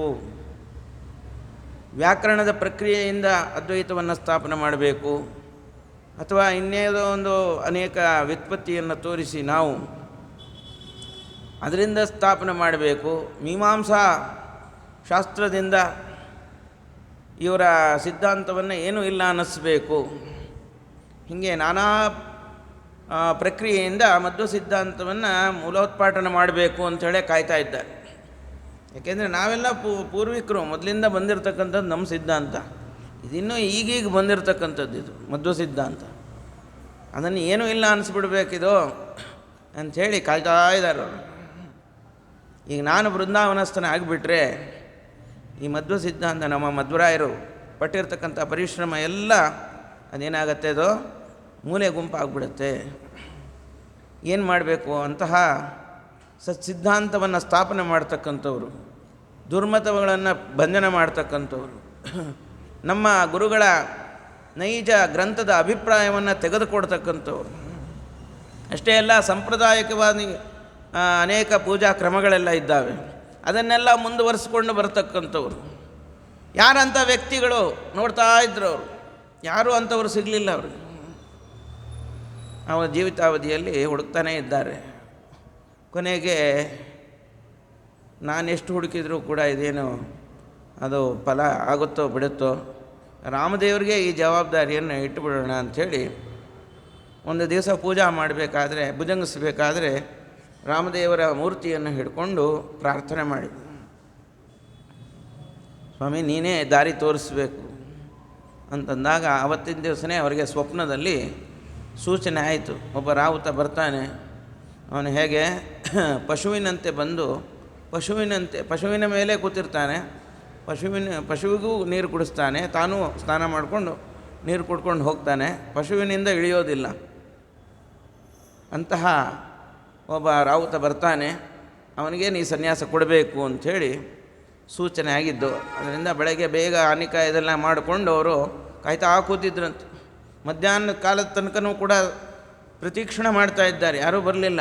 ಆಮೇಲೆ ಇನ್ನೇನು ಮಧ್ಯಾಹ್ನ ಬಿಸಿಲು ನೆತ್ತಿಗೆ ಏರಿದೆ. ಅಂತಹ ಸಂದರ್ಭದಲ್ಲಿ ಈ ರಾವುತನ ವೇಷದಲ್ಲಿ ಒಳ್ಳೆ ಆಳು, ಕಟ್ಮಸ್ತ ಆಳುಗಳು, ಹೇಗೆ ಇಂದ್ರಾಂಶ ಸಂಭೂತರು ಸಾಮಾನ್ಯ ಅಲ್ಲ. ಅವರ ವರ್ಚಸ್ಸೇನು, ಅವರ ಒಂದು ಎತ್ತರ ಏನು, ಗಾತ್ರ ಏನು, ಅವರು ನೋಡ್ತಕ್ಕಂಥ ಟಿ ವಿ ಏನದು, ಒಂದು ಸ್ಟೈಲ್ನಲ್ಲಿ ಬಂದರು ಅವರು. ಸ್ಟೈಲ್ನಲ್ಲಿ ಸಿಕ್ಸರ್ ಹೊಡಿತಾರೆ ಅಂತಂತಾರಲ್ಲ, ಹಾಗೆ ಸ್ಟೈಲ್ನಲ್ಲಿ ಬಂದರು ಅವರು. ಕುದುರೆಯನ್ನು ಏರ್ಕೊಂಡು ಆ ಕುದುರೆಯನ್ನು ಕೂಡ ಇಳಿಸಿ ಅದಕ್ಕೂ ಸ್ನಾನ ಮಾಡಿಸಿ ಅದನ್ನು ಮುಳುಗಿಸಿ ತಾವು ಕುದುರೆ ಮೇಲೆ ಕೂತಿದ್ದಾರೆ. ಹಾಗೆ ಮುಳುಗಿ ಅದನ್ನು ನೀರು ಕುಡ್ಕೊಂಡು ಆಮೇಲೆ ವಾಪಸ್ ಬಂದುಬಿಟ್ಟು, ಇದನ್ನು ನೋಡಿರ್ತಕ್ಕಂತಹ ಈ ಕುಶಲತೆಯನ್ನು ನೋಡಿರ್ತಕ್ಕಂತಹ ನಮ್ಮ ಅಕ್ಷೋಭ್ಯ ತೀರ್ಥರು ಅವನು ಕರೆದು ನಿಮಗೆ ಸನ್ಯಾಸವನ್ನು ಕೊಡಬೇಕು ಅಂಥೇಳಿ ರಾಮದೇವರ ಇಚ್ಛೆ ಆಗಿದೆ, ಅಂಥೇಳಿ ಮನಸ್ಸಿನಲ್ಲೇ ತಾವು ಅಂದ್ಕೊಂಡು ಕಿಂಪಶು ಪೂರ್ವದೇಹೇ ಈ ಶಬ್ದವನ್ನು ಆಡಿತು. ಇಷ್ಟೇ ಅಂದರು. ಯಾಕೆ ಅಂತಂದರೆ ರಾಜರಂತೆ ಬೆಳೆದಿರ್ತಕ್ಕಂಥವ್ರು, ರಾಜರಂತೆ ಮೆರೆಯತಕ್ಕಂಥವ್ರಿಗೆ ಸನ್ಯಾಸ ಕೊಡ್ತೀನಿ ಬಾ ಅಂತಂತಂದರೆ ಯಾರು ಬರ್ತಾರೆ? ಇಷ್ಟೇ ಮಾತು ಹೇಳಿದರು, ಕಿಂಪಶು ಪೂರ್ವದೇಹೇ. ಇಷ್ಟೇ ವಾಕ್ಯವನ್ನು ಆಡಿದ್ದು ಅವರ ಒಂದು ಪರಿವರ್ತನೆಗೆ ಅದು ಕಾರಣ ಆಯಿತು. ಹೇಗೆ ವಿಷ್ಣು ತೀರ್ಥರ ಚರಿತ್ರೆಯಲ್ಲಿ ಕೇಳ್ತೀವಿ ನಾವು, ಅಡವಿ ಸ್ವಾಮಿಗಳು ಅವರು ರಾಜನಂತೆ ಯಾವುದೋ ದೊಡ್ಡ ಪಲ್ಲಂಗದಲ್ಲಿ ಮಲ್ಕೊಂಡು ಮಂಚದಲ್ಲಿ ತಮ್ಮ ಹೆಂಡತಿಯಿಂದ ಕಾಲು ಒತ್ತಿಸ್ಕೊಳ್ತಾ ಒಳ್ಳೆಯ ಒಂದು ಬಂಗಾರದ ಕನ್ನಡಿಯನ್ನು ಇಟ್ಕೊಂಡು ಅದರಲ್ಲಿ ಸದಾ ಮುಖವನ್ನು ನೋಡ್ಕೊಳ್ತಾ ತಾಂಬೂಲವನ್ನು ಚರ್ವಣ ಮಾಡ್ತಾ ಹೀಗೆ ಒಮ್ಮೆ ಪಲ್ಲಂಗದಲ್ಲಿ ಕೂತಿದ್ದಾಗ ಯಾರೋ ಒಬ್ಬ ದಾಸ, ಅವನು ಮಂಚ ಬಾರದು, ಮಡದಿ ಬಾರದು, ಕಂಚು ಕನ್ನಡಿ ಬಾರದು, ಸಂಚಿತಾರ್ಥದ ದ್ರವ್ಯ ಬಾರದು, ಮುಂಚೆ ಮಾಡಿರಿ ಕರ್ಮವ ಅಂಥೇಳಿ ಅದು ಪುರಂದರದಾಸರು ಹೇಳಿದ್ದದು. ಆ ದಾಸರ ಪದವನ್ನು ಇವರನ್ನು ಉದ್ದೇಶ ಮಾಡ್ಕೊಂಡೇನು ಹೇಳಿಲ್ಲ, ಅವನ ಪಾಡಿಗೆ ಅವನೇನೋ ಹೇಳ್ಕೊಂಡು ಹೋಗ್ತಿದ್ದ. ಅದು ಕಿವಿಗೆ ಬಿತ್ತಷ್ಟೇ. ಅವರಿಗೆ ಕಿವಿಗೆ ಬಿದ್ದಿದ್ದೇನೆ ಅವರ ಇಡೀ ಜೀವನದ ಒಂದು ಪರಿವರ್ತನೆಗೆ ಅದು ಕಾರಣ ಆಯಿತು. ಹೇಗಾಯಿತೋ ಹಾಗೆ ದೊಡ್ಡವರಿಗೆ ಭಾಳ ಉಪದೇಶ ಮಾಡಬೇಕಾಗಿಲ್ಲ, ಸೂತ್ರಪ್ರಾಯ ಹೇಳಿದರೂ ಅವರು ಬೇಗ ಅರ್ಥ ಮಾಡ್ಕೊಂಡ್ಬಿಡ್ತಾರೆ. ನಮಗೆ 10 ಸತಿ 20 ಸತಿ 100 ಸತಿ ಹೇಳಿದರೂ ಕೂಡ ಏನು ಪರಿವರ್ತನೆ ಇಲ್ಲ, ಹೌದಲ್ಲ? ಉಪನ್ಯಾಸ, ಭಾಗವತ, ಮಹಾಭಾರತ, ಹರಿವಂಶ ಎಲ್ಲ ಕೇಳ್ತೀವಿ ನಾವು, ಆದರೂ ಏನೂ ಪರಿವರ್ತನೆ ಇಲ್ಲ ನಮ್ಮದು. ಆದರೆ ದೊಡ್ಡವರ ಲಕ್ಷಣ ಏನಪ್ಪ ಅಂತಂತಂದರೆ ಸೂತ್ರಪ್ರಾಯ ವಾಕ್ಯಗಳನ್ನು ಕೇಳಿದ ತಕ್ಷಣವೇ ಅವರಿಗೆ ಬೇಗ ಸ್ವರೂಪದಲ್ಲಿ ಬದಲಾವಣೆ ಕಾಣಿಸ್ತದೆ. ಏಕೆಂದರೆ ಸ್ವರೂಪನೇ ಆ ರೀತಿ ಚಲೋ ಸ್ವರೂಪ ಅವರು. ಆದ್ದರಿಂದ ಬೇಗ ಪರಿವರ್ತನೆ ಹೊಂದಿಬಿಡ್ತು, ವೈರಾಗ್ಯ ಬಂತು ಅವರಿಗೆ. ಆಯ್ತಲ್ಲ, ಯದಾ ವಿರಕ್ತ ಪುರುಷ ಪ್ರಜಾಯತೆ ತದೈವ ಸನ್ಯಾಸ ವಿಧಿಶ್ರುತವು ಶ್ರುತಃ ಅಂತ ಹೇಳಿದ್ದಾರೆ. ಬೇಗನೆ ಅವರಿಗೆ ವೈರಾಗ್ಯ ಪರಿಪಕ್ವತೆಯನ್ನು ಕೂಡ ಹೊಂದಿಬಿಡ್ತು. ಆಗಲೇ ನೀವು ಎಷ್ಟು ಹೇಳ್ತಾ ಇದ್ದೀರಿ ಅಂತಂದಮೇಲೆ, ರಾಮದೇವರ ಸಂಕಲ್ಪ ಆಗಿದೆ ಅಂತಂದಮೇಲೆ ಅವಶ್ಯ ನಾವು ಸನ್ಯಾಸವನ್ನು ಸ್ವೀಕಾರ ಮಾಡ್ತೇವೆ ಅಂಥೇಳಿ ಸರ್ವಸಂಗ ಪರಿತ್ಯಾಗವನ್ನು ಕೂಡ ಮಾಡಿ ಅವರು ಶಿಷ್ಯರಾಗೋದಷ್ಟೇ ಅಲ್ಲ, ಸನ್ಯಾಸ ದೀಕ್ಷೆಯನ್ನು ಕೂಡ ಅವರಲ್ಲಿ ತಗೊಂಡಿದ್ದಾರೆ. ಅಕ್ಷೋಭ್ಯ ತೀರ್ಥರಲ್ಲಿ ಸನ್ಯಸ್ತರಾಗಿಬಿಟ್ರು. ದನಕಾಷ್ಟ ಹಿಡ್ಕೊಂಡು ತಲೆ ಬೋಳಿಸ್ಕೊಂಡು ಕೂತ್ಕೊಂಡ್ಬಿಟ್ರು. ಇದೆಲ್ಲ ಸುದ್ದಿ ಬಂತು ಅವ್ರಿಗೆ, ಅವ್ರ ತಂದೆ ತಾಯಿಗೆ. ಮದುವೆ ಮಾಡಿಬಿಟ್ಟಿದ್ದಾರೆ ಅವನಿಗೆ. ಬ್ರಹ್ಮಚರ್ಯದಲ್ಲಿ ಇದ್ದಿದ್ದಷ್ಟೇ ಅಲ್ಲ, ಆಮೇಲೆ ಗೃಹಸ್ಥಾಶ್ರಮವನ್ನು ಸ್ವೀಕಾರ ಮಾಡಿದರು. ಇಬ್ಬಿಬ್ಬರು ಹೆಣ್ಣನ್ನಂತೆ, ಒಂದಲ್ಲ ಎರಡಲ್ಲ, ಅಪ್ಸರಾಸ್ತ್ರೀಯರಂತೆ ಭಾಳ ರೂಪವತಿಯರಾಗಿರ್ತಕ್ಕಂಥ ಹೆಣ್ಣಂದರು, ಭಾಳ ಚೆಲುವೆಯರು. ಅಂಥವ್ರು ಇನ್ನೂ ಮನೆಗೆ ತುಂಬಿಸ್ಕೊಂಡಿರಲಿಲ್ಲ. ಬಾಲ್ಯದಲ್ಲೇ ಲಗ್ನ ಮಾಡಿದ್ರಷ್ಟೇ, ಇನ್ನೂ ಮನೆಗೂ ತುಂಬಿಸ್ಕೊಂಡಿಲ್ಲ. ಅಂಥವ್ರ ಗತಿ ಏನಾಗಬೇಕೀಗ? ಅದಕ್ಕೆ ಬೆಳಗ್ಗೆ ಓಡಿ ಬಂದ ಅವನು ರಾಜ ದೇಶಪಾಂಡೆ. ಬಂದು ಹೀಗೆಲ್ಲ ಸನ್ಯಾಸ ಕೊಟ್ಟುಬಿಟ್ರೆ ಏನಿದು, ನಮ್ಮ ಅಪ್ಪಣೆ ಇಲ್ಲದೇ ಹಿಂಗೆ ಸನ್ಯಾಸ ಕೊಟ್ಟಿದ್ದು ಅದು ಸನ್ಯಾಸನೇ ಅಲ್ಲ ಅಂಥೇಳಿ ಅವನ್ನ ಎಳ್ಕೊಂಡು ಹೋಗ್ಬಿಡ್ತಾ ಇದ್ದಾರೆ. ಹೌದಾ, ಕರ್ಕೊಂಡು ಹೋಗ್ಬಿಡ್ರಿ ಅಂತಂದರು. ಅಕ್ಷೋಭ್ಯ ತೀರ್ಥರು ಏನು ಅದಕ್ಕೆ ತಡೆ ಹಾಕಲಿಲ್ಲ. ಯಾಕೆಂದರೆ ರಾಮದೇವರ ಸಂಕಲ್ಪ ಆಗಿದೆ, ಇವರು ಸನ್ಯಾಸ್ತರಾಗಬೇಕು, ಈ ಪೀಠಕ್ಕೆ ಬರಬೇಕು ಅಂತೇಳಿ. ರಾಮದೇವರೇ ಹೆಂಗೆ ಕರೆಸ್ಕೋತಾರೋ ಗೊತ್ತಿದೆ ಅವನಿಗೆ. ಅಂಥೇಳಿ ನಿಮಗೆ ಇಚ್ಛೆ ಇಲ್ಲದೆ ಇದ್ದರೆ, ಗೊತ್ತಾಯ್ತಲ್ಲ, ನಾನು ಬಲಾತ್ಕಾರದಿಂದ ಕೊಟ್ಟಿದ್ದೆ ಅಂತಾದರೆ, ಅವನಿಗೆ ಇಚ್ಛೆ ಇಲ್ಲ ಅಂತಂತಾದರೆ ಕರ್ಕೊಂಡು ಹೋಗ್ಬಿಡ್ರಿ. ಮಗ ಹೇಳ್ತಾ ಇದ್ದಾನೆ, ಇಲ್ಲ ನನ್ನ ಇಚ್ಛೆಯಿಂದನೇ ನಾನು ತೊಗೊಂಡಿದ್ದು ಅಂತೇಳಿ. ಆದರೂ ಕೂಡ ಇಲ್ಲ, ನೀನು ತಂದೆ ತಾಯಿಗಳ ಅಪ್ಪಣೆ ಇಲ್ಲದೇ ನೀನು ಹೆಂಗೆ ತಗೋತೀಯ, ಅದರಿಂದ ಬಂದುಬಿಡು ಅಂಥೇಳಿ ಮತ್ತೆ ನಾವು ಗೃಹಸ್ಥಾಶ್ರಮಕ್ಕೆ ಪ್ರವೇಶ ಮಾಡಿಸಬೇಕು, ಇವನನ್ನು ಮತ್ತೆ ಪ್ರಸ್ತಾವನವನ್ನು ಮಾಡಿಬಿಡಬೇಕು ಅಂಥೇಳಿ ಹೀಗೆ ಒಬ್ಬಂಟಿಕನಾಗಿ ಬಿಟ್ಟರೆ ತಾನೇ ಇವೆಲ್ಲ ಸನ್ಯಾಸ ಗಿನ್ಯಾಸ ಅಂತೆಲ್ಲ ಹರಟೆ ಹೊಡಿತಾನೆ. ಆ ಚಲೋ ಹೆಣ್ಣಂದ್ರನ್ನು ತಂದು ಪ್ರಸ್ಥಾನವನ್ನು ಮಾಡಿಬಿಡಬೇಕು ಅಂಥೇಳಿ ಆ ಇಬ್ಬರ ಹೆಣ್ಣಂದ್ರೂ ಕೂಡ ತಂದು ಆ ಒಂದು ಒಳ್ಳೆಯ ಅಂತಃಪುರದಲ್ಲಿ ಅವ್ರನ್ನ ಕೂಡಿಸಿ ಪ್ರಸ್ತಾವನದ ಒಂದು ಶಾಸ್ತ್ರವನ್ನೆಲ್ಲ ಮಾಡಿ ಇವ್ರನ್ನ ಬಿಡ್ತಾ ಇದ್ದಾರೆ. ಅವರು ಕೂಡ ಆ ಪ್ರಸ್ತಾವನದ ಗೃಹಕ್ಕೆ ಅವರು ಬರಬೇಕಾದ ಹಾಲು ತೊಗೊಂಡು ಬರ್ತಾ ಇದ್ದಾರೆ. ನೋಡ್ತಾರೆ, ಜೈತೀರ್ಥರು ಸುಮ್ಮನೆ ಕೂತ್ಬಿಟ್ಟಿದ್ರಂತೆ ಧ್ಯಾನಾಸಕ್ತರಾಗಿ. ಅವರ ಹಿಂದೆ ದೊಡ್ಡ ಪಂಚ ಹೆಡೆಯ ಒಂದು ಸರ್ಪ, ಘಟಸರ್ಪ, ಹೇಗೆ ಕಿಡಿಕಿಡಿ ಕೆಂಡ ಅದರ ಕಣ್ಣುಗಳು. ಇಂಥ ಸರ್ಪವನ್ನು ನೋಡಿ ಆ ಹಾಲಿನ ಬಟ್ಲನ್ನೆಲ್ಲ ಚೆಲ್ಲಿ ಓಡಿ ಬಂದುಬಿಟ್ರಂಥವರೆಲ್ಲ ವಾಪಸ್ ಬರ್ತಾ ಇದ್ದಾರೆ. ಓಡಿ ಬಂದು ಈ ರೀತಿ ಆಗಿದೆ ಅಂಥೇಳಿ ಸುದ್ದಿ ಹೇಳ್ತಾ ಇದ್ದಾರೆ ಅಪ್ಪ ಅಮ್ಮಂಗೆ. ಆಗ ಅವರ ಅಪ್ಪ ಅಮ್ಮ ಎಲ್ಲರೂ ಕೂಡ ಒಳಗೆ ಹೋಗಿ ನೋಡ್ತಾರೆ. ಹೌದು, ಘಟಸರ್ಪ ನಮ್ಮ ಶೇಷದೇವರ ಆವೇಶ ಇತ್ತು ಅಂಥೇಳಿ ಅದಕ್ಕೆ ದ್ಯೋತಕವಾಗಿ ಘಟಸರ್ಪ ಅಂದರೆ 5 ಹೆಡೆಯ ಸರ್ಪ, ಎಲ್ಲೂ ಕೂಡ ಕಾಣೋದಿಲ್ಲ ಅಂಥ ಸರ್ಪ. ಅಂಥ ದೊಡ್ಡ ಸರ್ಪ ಇವರ ತಲೆ ಮೇಲೆ ಕೈ ಆಡಿಸ್ತಾ ಇದೆ, ಹೆಡೆ ಆಡಿಸ್ತಾ ಇದೆ. ಯಾರ ಮೇಲೆ ಒಂದು ಸಾಮಾನ್ಯ ಸರ್ಪನೇ ತಲೆ ಆಡಿಸುತ್ತೋ, ಆ ಹೆಡೆ ಆಡಿಸುತ್ತೋ ಅಂಥವರೇ ಉದ್ದಾಮ ಪಂಡಿತರಾಗ್ತಾರೆ ಅಂತ ಹೇಳಿ ಹಿಂಗಿರೋದು. ಇಂಥವರ ಚರಿತ್ರೆಯನ್ನೆಲ್ಲ ನಾವು ಕೇಳಿದ್ದೇವೆ. ಹಾಗೆ ಸರ್ಪ ಯಾರ ತಲೆಯ ಮೇಲೆ ತನ್ನ ಹೆಡೆಯನ್ನು ಆಡಿಸಿಬಿಡುತ್ತೋ ಅವರು ಯಾವುದಾದ್ರು ಒಂದು ದೊಡ್ಡ ವ್ಯಕ್ತಿಗಳಾಗ್ತಾರೆ ಅಂಥೇಳಿ. ಅಂಥದ್ದು ಇದು ಸಾಮಾನ್ಯ ಸರ್ಪ ಅಲ್ಲ, ಇದು ಸಾಕ್ಷಾತ್ ಶೇಷದೇವರೇ ಬಂದಿದ್ದಾರೋ ಎನ್ನುವಂತೆ ಕುಪಿತಾ ಹಿ ಪಣಚ್ಛಾಯ ಸಮೀಕೃತ್ಯ ಪರಂ ಸುಖಂ ಸೇವಂತೆ ಯತ್ಪದಂ ಧೀರಾಹ ತಂಬಜೆ ವಲ್ಲಭಂ ಶ್ರಿಯಃ ಅಂಥೇಳಿ ಇದನ್ನೇ ಮುಂದೆ ನ್ಯಾಯಸುಧಾದಲ್ಲಿ ಅವರು ಮಂಗಳಾಚರಣೆಯನ್ನಾಗಿ ಇದನ್ನೇ ಶ್ಲೋಕ ಮಾಡಿ ಹೇಳ್ತಾರೆ. ವೈರಾಗ್ಯ ಅಂತಂದರೆ ಹೇಗಿರಬೇಕು ಎಂಬುದನ್ನು ತಿಳಿಸ್ತಕ್ಕಂಥ ಒಂದು ಪದ್ಯ. ಮುಂದೆ ಅದರ ಅರ್ಥ ವಿವರಣೆ ಎಲ್ಲ ಬರುತ್ತೆ, ಇರಲಿ.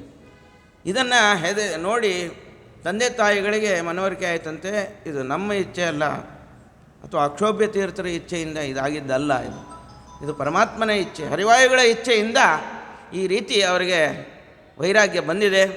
ಅದರಂತೆ ಅವರು ಸನ್ಯಸ್ತರಾಗಿದ್ದಾರೆ.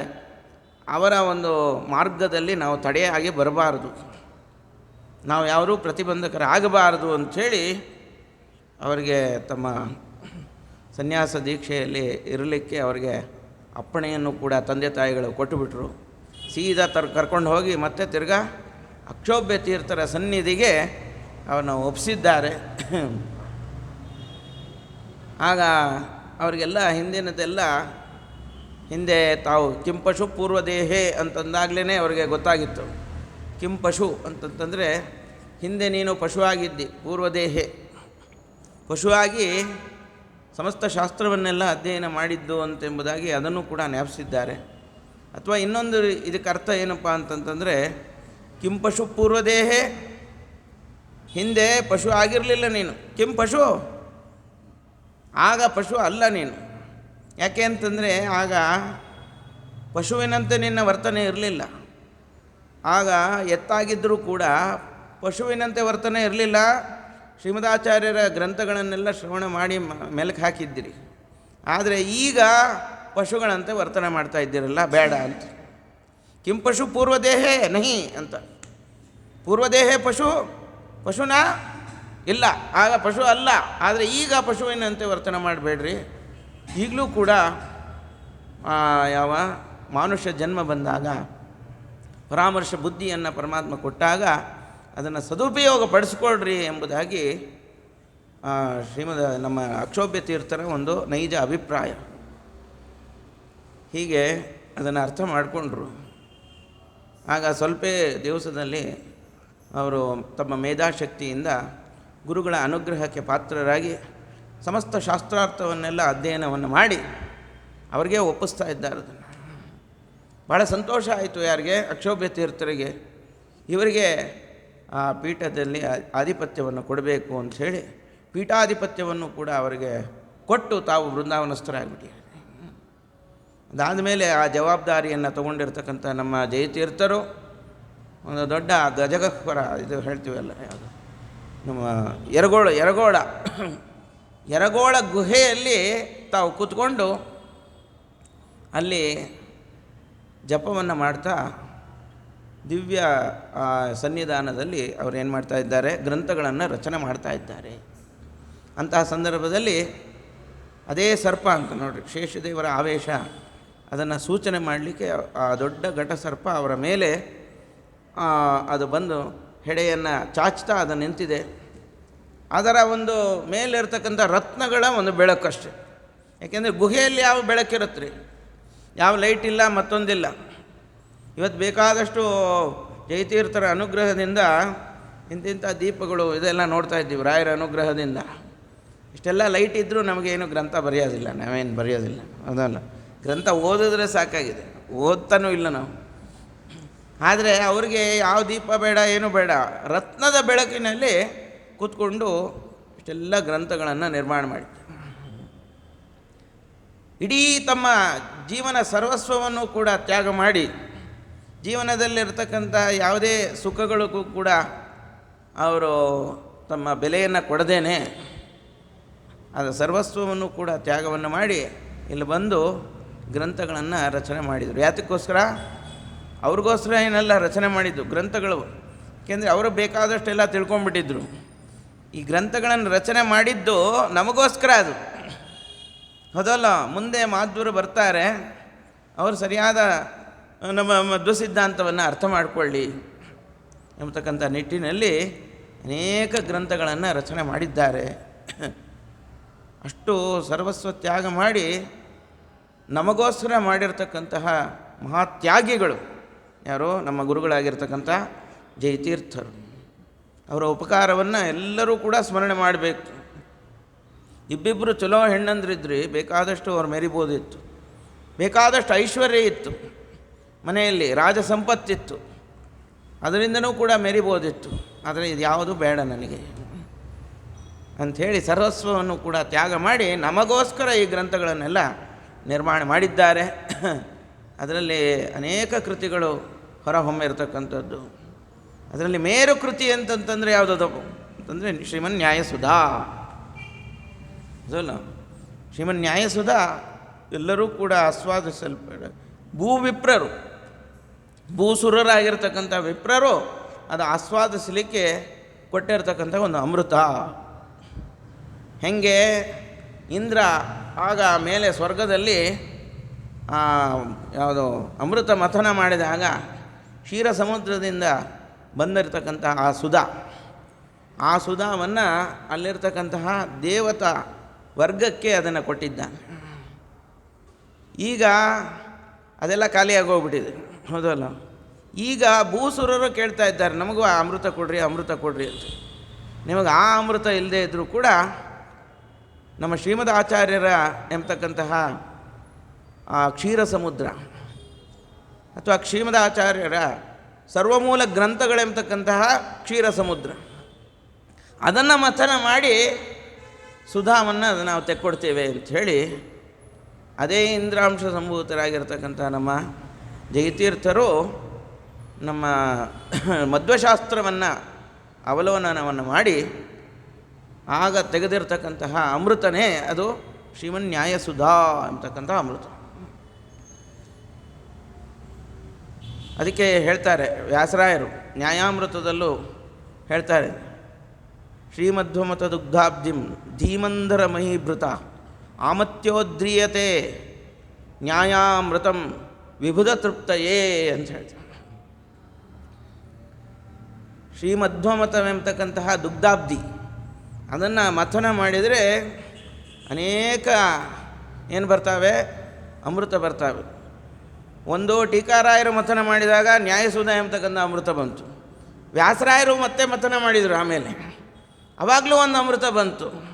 ಹೀಗೆ ಅನೇಕ ಅಮೃತ ಈ ಯಾವುದೋ ಈ ಕ್ಷೀರ ಸಮುದ್ರದಲ್ಲಿ, ಆ ಕ್ಷೀರ ಸಮುದ್ರದಲ್ಲಿ ಒಂದೇ ಅಮೃತ ಇತ್ತು. ಆದರೆ ಈ ಕ್ಷೀರ ಸಮುದ್ರ ಅಂತೇನಿದೆ, ಶ್ರೀ ಮಧ್ವಮತ ಎಂಬತಕ್ಕಂಥ ಕ್ಷೀರ ಸಮುದ್ರ, ಇದರಲ್ಲಿ ಅನೇಕ ಅಮೃತಗಳಿದ್ದಾವೆ. ಅನೇಕ ಜ್ಞಾನಿಗಳು ಇದನ್ನು ಮಥನ ಮಾಡಿದಾಗ ಒಂದೊಂದು ಅಮೃತ ಹೊರಗೆ ಬರ್ತಾ ಇದೆ. ಅದಕ್ಕೆ ಸ್ವಾಂತದ್ವಾಂತ ನಿಕೃಂತನೆ ಜಿತಮಃ ವೈಕರ್ತನಾಂಶು ವ್ರಜಂ ನಿರ್ದೋಷಂ ಜಿತ ಚಂದ್ರಿಕಮಲಂ ತಾಪತ್ರಯೋನ್ಮೂಲನೆ ಗಾಂಭೀರ್ಯೇ ಜಿತ ಸಿಂಧುರಾಜಮಮಿತಂ ವಾಕ್ಯಂ ಭಾಷ್ಯಂ ಯದಾಸ್ಯಾಂಬುಜಾತ್ ಆವಿರ್ಭೂತಮಮಂದ ಬೋಧ ಭಗವತ್ ಪಾದಾನ್ ಪ್ರಪದ್ಯೆ ತಥಾನ್ ಅಂತ ಹೇಳ್ತಾರೆ. ಶ್ರೀಮದಾಚಾರ್ಯರ ಒಂದು ವರ್ಚಸ್ಸು ಹೇಗಿತ್ತು ಅಂತಂತಂದರೆ ಅದನ್ನು ತೋರಿಸ್ತಾರೆ. ಪ್ರಕಾಶ ಹೇಗಿತ್ತು, ಸ್ವಾಂತದ್ವಾಂತ ನಿಕೃಂತನೇ ಜಿತಮಃ ವೈಕರ್ತನಾಂಶು ವ್ರಜಂ ಅಂತ. ಅವರ ಪ್ರಕಾಶ ಹೇಗಿತ್ತು ಅಂತಂತಂದರೆ ಸೂರ್ಯನ ಪ್ರಕಾಶವನ್ನು ಮೀರಿಸಿತ್ತು, ಚಂದ್ರನ ಪ್ರಕಾಶವನ್ನು ಮೀರಿಸಿತ್ತು, ಚಂದ್ರನ ಒಂದು ಕಾಂತಿಯನ್ನು ಮೀರಿಸಿತ್ತು, ಇನ್ನೊಂದು ಸಮುದ್ರವನ್ನು ಮೀರಿಸಿತ್ತು ಅಂತದ್ದು. ಅಲ್ಲರ ಸೂರ್ಯನ ಕಾಂತಿಯನ್ನು ಮೀರಿಸಿದ್ದು ಅನ್ನೋದನ್ನು ಅರ್ಥ ಮಾಡ್ಕೋಬೋದು. ಆ ರೀತಿ ಜ್ಞಾನದ ಪ್ರಕಾಶ, ಸೂರ್ಯನ ಕಾಂತಿ ಅದು ಬೇರೆ ಹೊರಗಿನ ಕತ್ತಲೆಯನ್ನು ಮಾತ್ರ ಕಳೆಯುತ್ತೆ, ಇದು ಒಳಗಿನ ಕತ್ತಲೆಯನ್ನು ಕಳೆಯುತ್ತೆ. ಆದ್ದರಿಂದ ಸೂರ್ಯನ ಪ್ರಕಾಶವನ್ನು ಮೀರಿಸಿತ್ತು, ಪರವಾಗಿಲ್ಲ, ಅರ್ಥ ಮಾಡ್ಕೋಬೋದು. ಚಂದ್ರನ ಕಾಂತಿಯನ್ನು ಮೀರಿಸಿತ್ತು ಅಂತಂದರೆ ಅದು ಅರ್ಥ ಮಾಡ್ಕೋಬೋದು. ಯಾಕೆಂದರೆ ಚಂದ್ರ ಹೊರಗಿನ ತಾಪವನ್ನು ಕಳೀತಾನೆ, ಒಳಗಿನ ತಾಪವನ್ನು ಕಳೀಲಿಕ್ಕೆ ಸಾಧ್ಯ ಇಲ್ಲ. ಒಳಗಿನ ತಾಪ ಅಂತಂದರೆ ತಾಪತ್ರಯಗಳು, ಅದನ್ನು ಕಳೆಯತಕ್ಕಂಥ ಸಾಮರ್ಥ್ಯ ನಮ್ಮ ಶ್ರೀಮದಾಚಾರ್ಯರ ವಾಕ್ಯಕ್ಕಿದೆ. ಆದ್ದರಿಂದ ಚಂದ್ರನ ಕಾಂತಿಯನ್ನು ಮೀರಿತ್ತು, ಅರ್ಥ ಮಾಡ್ಕೋಬೋದು. ಆದರೆ ಗಾಂಭೀರ್ಯೇ ಜಿತ ಸಿಂಧುರಾಜಮಮಿತಂ, ಕ್ಷೀರ ಸಮುದ್ರವನ್ನು ಮೀರಿಸಿತ್ತು ಅಂತಂದು. ಹೇಗೆ ಕ್ಷೀರ ಸಮುದ್ರವನ್ನು ನಮ್ಮ ಶ್ರೀಮದಾಚಾರ್ಯರ ವಾಕ್ಯಗಳು ಹೇಗೆ ಮೀರಿಸಿದ್ದು ಅಂತಂತಂದರೆ, ಆ ಕ್ಷೀರ ಸಮುದ್ರದಲ್ಲಿ ಒಂದು ಅಮೃತ ಬಂದರೆ ಈ ಕ್ಷೀರ ಸಮುದ್ರದಲ್ಲಿ 2-3 ಅಮೃತ ಬಂತು.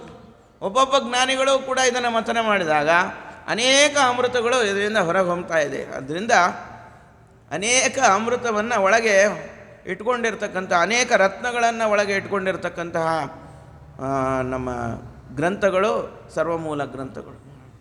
ಅಂಥ ಶ್ರೀಮದಾಚಾರ್ಯರ ಗ್ರಂಥಗಳು ಎಂಬುದಾಗಿ ವರ್ಣನೆ ಮಾಡ್ತಾರೆ.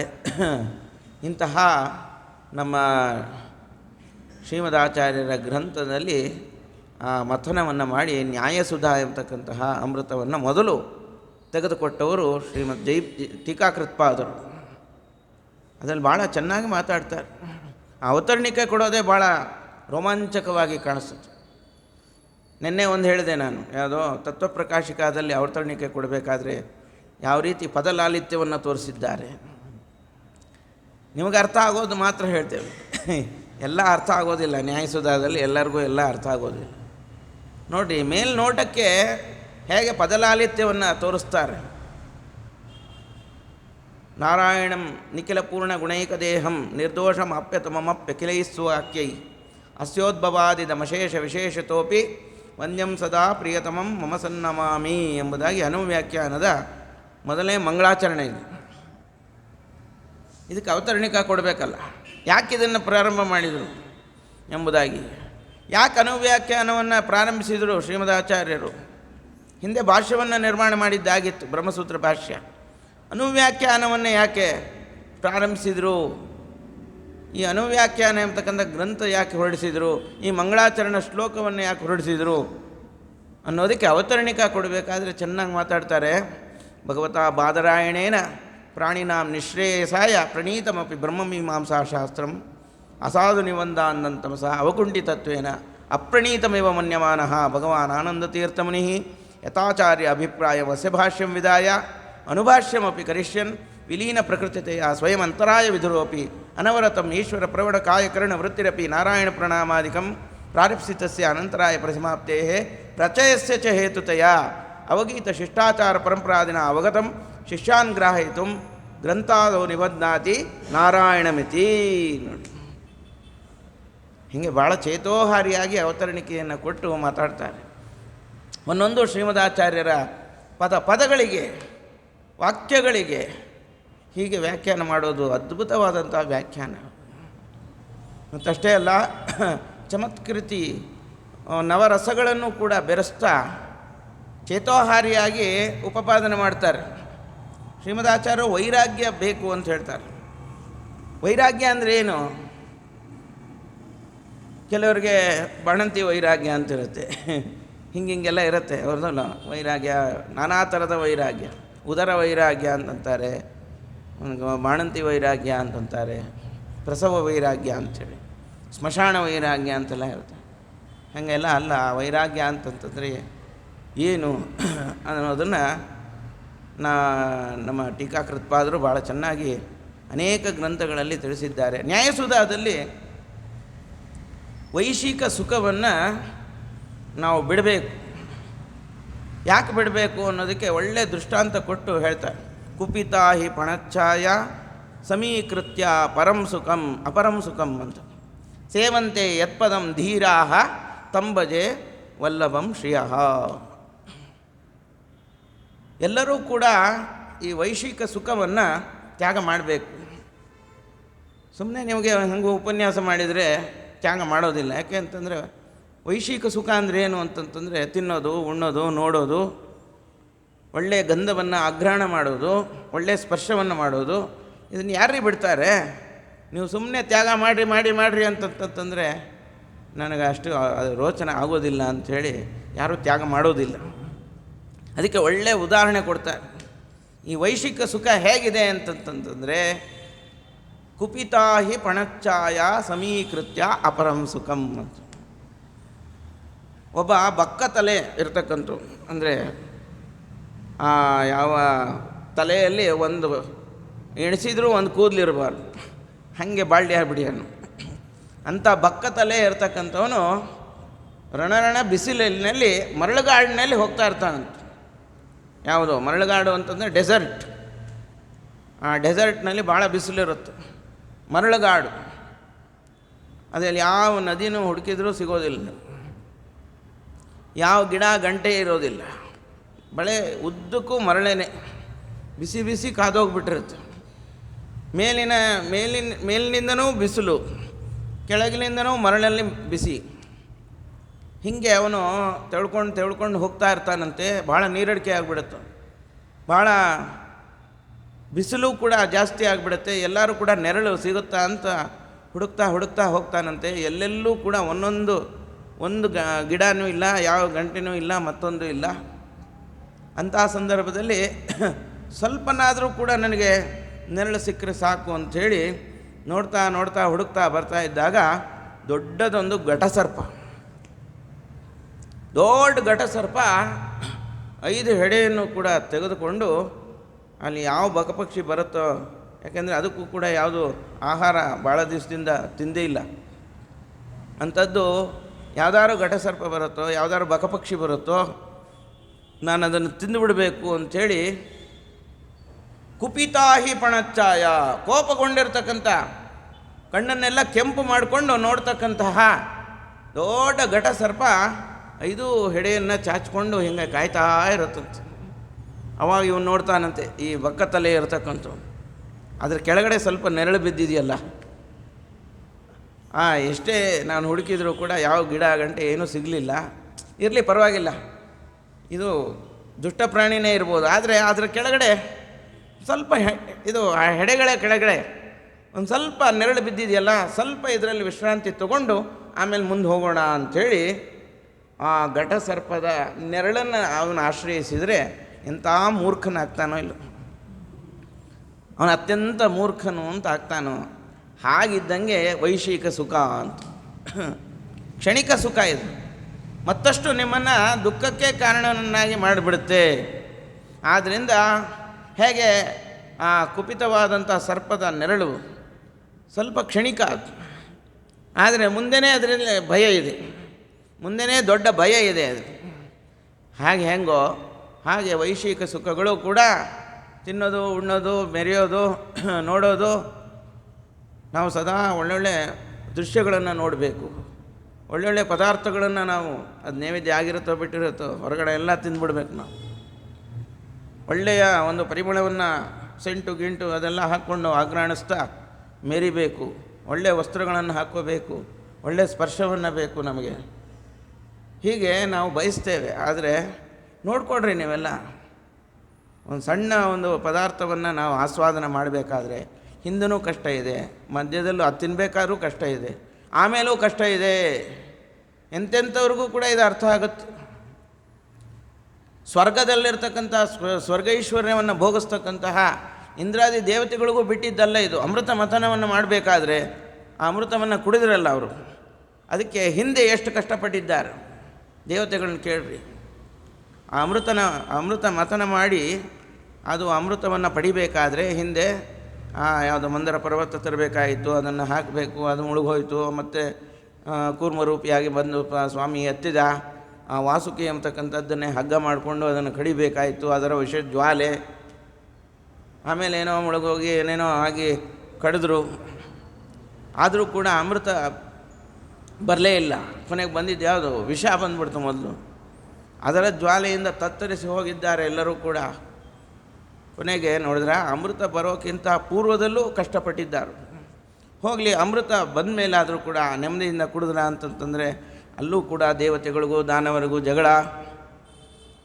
ಆ ಜಗಳದಲ್ಲಿ ಟೆನ್ಷನ್ನಿಂದನೇ ಕುಡಿದಿದ್ದಾರೆ.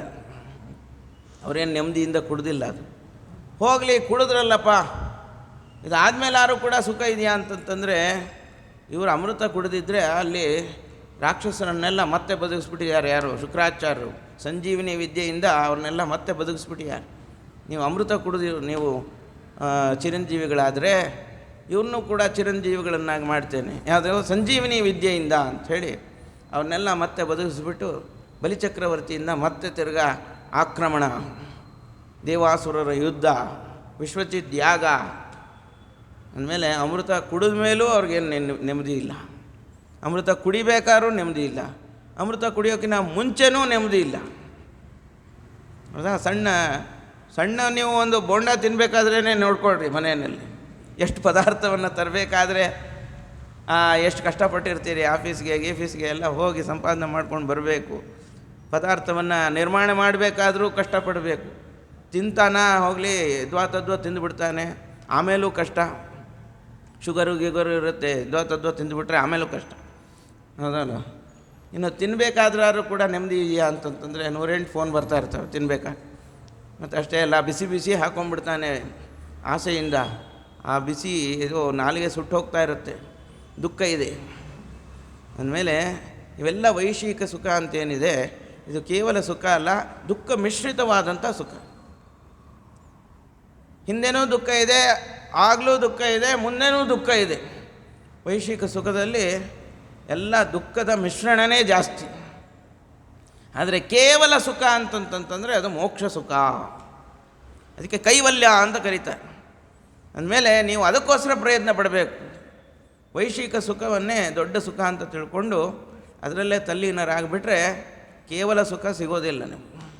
ಆದ್ದರಿಂದ ಈ ವೈಶಿಕ ಸುಖಗಳಲ್ಲಿ ನಾವು ಕುಪಿತಾಯ ಪಣಚ್ಚಾಯ ಇದ್ದಂತೆ ಅದನ್ನು ತ್ಯಾಗ ಮಾಡಬೇಕು ಅಂಥೇಳಿ ಒಳ್ಳೆಯ ದೃಷ್ಟಾಂತವನ್ನು ಕೊಟ್ಟರು. ಹಂಗೆ ಮೂರ್ಖರಾಗಬೇಡ್ರಿ. ಆ ಬಕ್ಕ ತಲೆಯನ್ನು ಹೊತ್ತಿರ್ತಕ್ಕಂಥವನು ಹೇಗೆ ಮೂರ್ಖನಾದ್ನಲ್ಲ ಹಾಗೆ ಮೂರ್ಖರಾಗಬೇಡ್ರಿ ಅಂಥೇಳಿ ದೃಷ್ಟಾಂತವನ್ನು ಕೊಟ್ಟು ವೈರಾಗ್ಯವನ್ನು ಸಂಪಾದನೆ ಮಾಡಿಕೊಡ್ರಿ. ಕೇವಲ ಸುಖಕ್ಕೋಸ್ಕರ ನೀವು ಪ್ರಯತ್ನ ಪಡಬೇಕು ಅಂಥೇಳಿ ಚೆನ್ನಾಗಿ ವರ್ಣನೆ ಮಾಡಿ ಮನದಟ್ಟು ಮಾಡ್ತಾರೆ. ಪ್ರತಿಯೊಬ್ಬ ಸಾತ್ವಿಕರಿಗೆ ಮನದಟ್ಟಾಗಬೇಕು, ಅವರು ವೈರಾಗ್ಯ ಬಂದುಬಿಡ್ಬೇಕು. ಅಲ್ಲೇ ವೈಶಿಕ ಸುಖದಲ್ಲಿ ವೈರಾಗ್ಯ ಬರಬೇಕು. ಆ ರೀತಿ ಯುಕ್ತಿ ಪೂರ್ವಕವಾಗಿ ಒಂದೊಂದು ಕೂಡ ಆ ಪ್ರಮೇಯಗಳನ್ನು ತಿಳಿಸ್ತಕ್ಕಂತಹ ಒಂದು ಧಾಟಿ ನಾವು ನ್ಯಾಯಸುಧಾದಲ್ಲಿ ನಾವು ನೋಡ್ಬೋದು. ಅಷ್ಟೇ ಅಲ್ಲ, ಕೊನೆಗೆ ಉಪಸಂಹಾರ ಮಾಡೋ ಹೊತ್ತಿಗೆ ಎಂಥ ಚೆನ್ನಾಗಿ ಮಾತಾಡ್ತಾರೆ, ರಸವತ್ತಾಗಿ ಮಾತಾಡ್ತಾರೆ. ವಚನ ಪ್ರಸೂನ ಮಾಲಾ ಅಂತ ಹೆಸರಿಟ್ಟರು. ನಾವು ಮಾಡಿರ್ತಕ್ಕಂಥ ಈ ಟೀಕೆಗೆ ಒಳ್ಳೆಯ ಹೆಸರನ್ನು ನಾವೇ ಇಡ್ತೀವಿ. ಒಂದು ನ್ಯಾಯಸುಧಾ, ಶ್ರೀಮನ್ ನ್ಯಾಯಸುಧಾ ಅಂತಿದೆ, ಅದೂ ಒಂದು ಹೆಸರಿದೆ. ಅದರಂತೆಯೇ ತಾವೇ ಕೊನೆಗೆ ಹೇಳ್ತಾರೆ, ವಚನ ಪ್ರಸೂನ ಮಾಲಾ ಜೈತೀರ್ಥಾಖ್ಯ ಭಿಕ್ಷುಣ ರಚಿತ ಧ್ರಿಯತಾಂ ಸದಯೇ ಹೃದಯೇ ಕಮಲಾ ಮಹಿಳೇನ ಪುರುಷೇಣ ಅಂತ ಹೇಳ್ತಾರೆ. ಇದು ನಾವು ಮಾಡಿರ್ತಕ್ಕಂಥ ಈ ಗ್ರಂಥ ಏನಪ್ಪ ಅಂತಂತಂದರೆ ಒಂದು ಹಾರರೂಪವಾದಂಥ ಗ್ರಂಥ. ಹಾರ ಅಂತಂತಂದರೆ ಅನೇಕ ಹೂಗಳನ್ನು ಕಟ್ಟಿರ್ತಾರೆ ಅದರಲ್ಲಿ, ಹಾರ ಅಂತಂತಂದರೆ. ಹಾಗೆ ನನ್ನ ವಾಕ್ಯಗಳೆಂಬತಕ್ಕಂಥ ಚಿತ್ರವಾದಂಥ ವಾಕ್ಯಗಳು, ಚಿತ್ರೈ ಪದೈಶ್ಚ ಗಂಭೀರೈ, ವಿಚಿತ್ರವಾದಂಥ ವಾಕ್ಯಗಳನ್ನು ಜೋಡಿಸಿ ಒಂದು ದೊಡ್ಡ ಹಾರ ಮಾಡಿದ್ದೇನೆ ಸ್ವಾಮಿ ಅಂಥೇಳಿ ಪರಮಾತ್ಮನಿಗೆ ನಿವೇದನೆ ಮಾಡ್ಕೋತಾರೆ. ವಚನ ಪ್ರಸೂನ ಮಾಲಾ, ವಚನಗಳೆಂಬತಕ್ಕಂಥ ಪ್ರಸೂನ. ಯಾಕೆಂದರೆ ನಾನು ಭಿಕ್ಷುಕ, ಎಲ್ಲಿಂದ ಹೂವು ಅಲ್ಲಿ ಇಲ್ಲಿ ಹೋಗಿ ಹುಡ್ಕೊಂಡು ತರಲಿ, ನನಗೆ ಬೇರೆ ಹೂವು ಅದೆಲ್ಲ ಗೊತ್ತೇ ಇಲ್ಲ. ನನ್ನ ವಾಕ್ಯನೇ ಒಂದು ಪ್ರಸೂನ, ನನ್ನ ವಾಕ್ಯನೇ ಒಂದು ಹೂವು. ಅದರಲ್ಲಿ ಒಳ್ಳೆಯ ಮಾಲವನ್ನು ನಿರ್ಮಾಣ ಮಾಡಿದ್ದೇನೆ. ಮಾಲ ಜಯತೀರ್ಥಾಖ್ಯ ಭಿಕ್ಷುಣ ರಚಿತ, ಒಬ್ಬ ಭಿಕ್ಷು ನಾನು, ಯತಿ. ಆದ್ದರಿಂದ ವಚನದಿಂದನೇ ಆ ಮಾಲೆಯನ್ನು ನಾನು ನಿರ್ಮಾಣ ಮಾಡಿದ್ದೇನೆ. ಅಂಥ ಕುಶಲನೇನಲ್ಲ. ಹಾರವನ್ನು ನಿರ್ಮಾಣ ಮಾಡ್ತಕ್ಕಂಥವ್ರು ಬೇರೆ ಬೇರೆಯವರು ಇರ್ತಾರೆ, ಅವರೆಲ್ಲ ಕುಶಲರು ಇರ್ತಾರೆ, ನೈಪುಣ್ಯವನ್ನು ಹೊಂದಿರ್ತಾರೆ.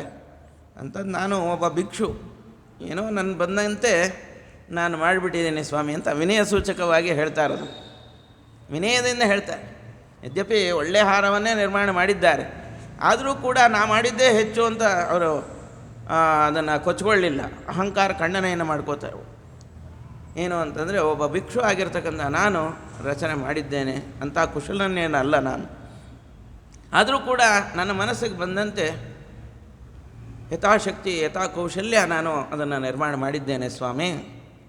ಧ್ರಿಯತಾಂ ಸದಯೇ ಹೃದಯೇ ಮುಂದೆ ಕೊಡ್ತಕ್ಕಂಥ ವಿಶೇಷಣ ಏನು ಅಂತಂದರೆ, ಆದರೆ ನೀನಿದೆಯಲ್ಲ, ನಾವು ಹೇಗಾರು ನಿರ್ಮಾಣ ಮಾಡಿರಲಿ, ನೀನಿದೆಯಲ್ಲ, ನೀನು ಕರುಣಾ ಸಮುದ್ರ, ಅದರಿಂದ ಹೇಗಾರು ನಿರ್ಮಾಣ ಮಾಡಿದರೂ ಕೂಡ ಅದನ್ನು ನೀ ಸ್ವೀಕಾರ ಮಾಡ್ತೀಯ ಅಂತ ವಿಶ್ವಾಸ ಇದೆ ನನಗೆ. ಗೊತ್ತಾಯ್ತಲ್ಲ? ಅಂತ ಸದಯೇ ಹೃದಯೇ, ದಯದಿಂದ ಸಹಿತವಾದಂಥ ಹೃದಯ ನಿಂದಾದ್ದರಿಂದ ನಿನಗೆ ಅರ್ಪಣೆ ಮಾಡ್ತಾ ಇದ್ದೇನೆ ಸ್ವಾಮಿ.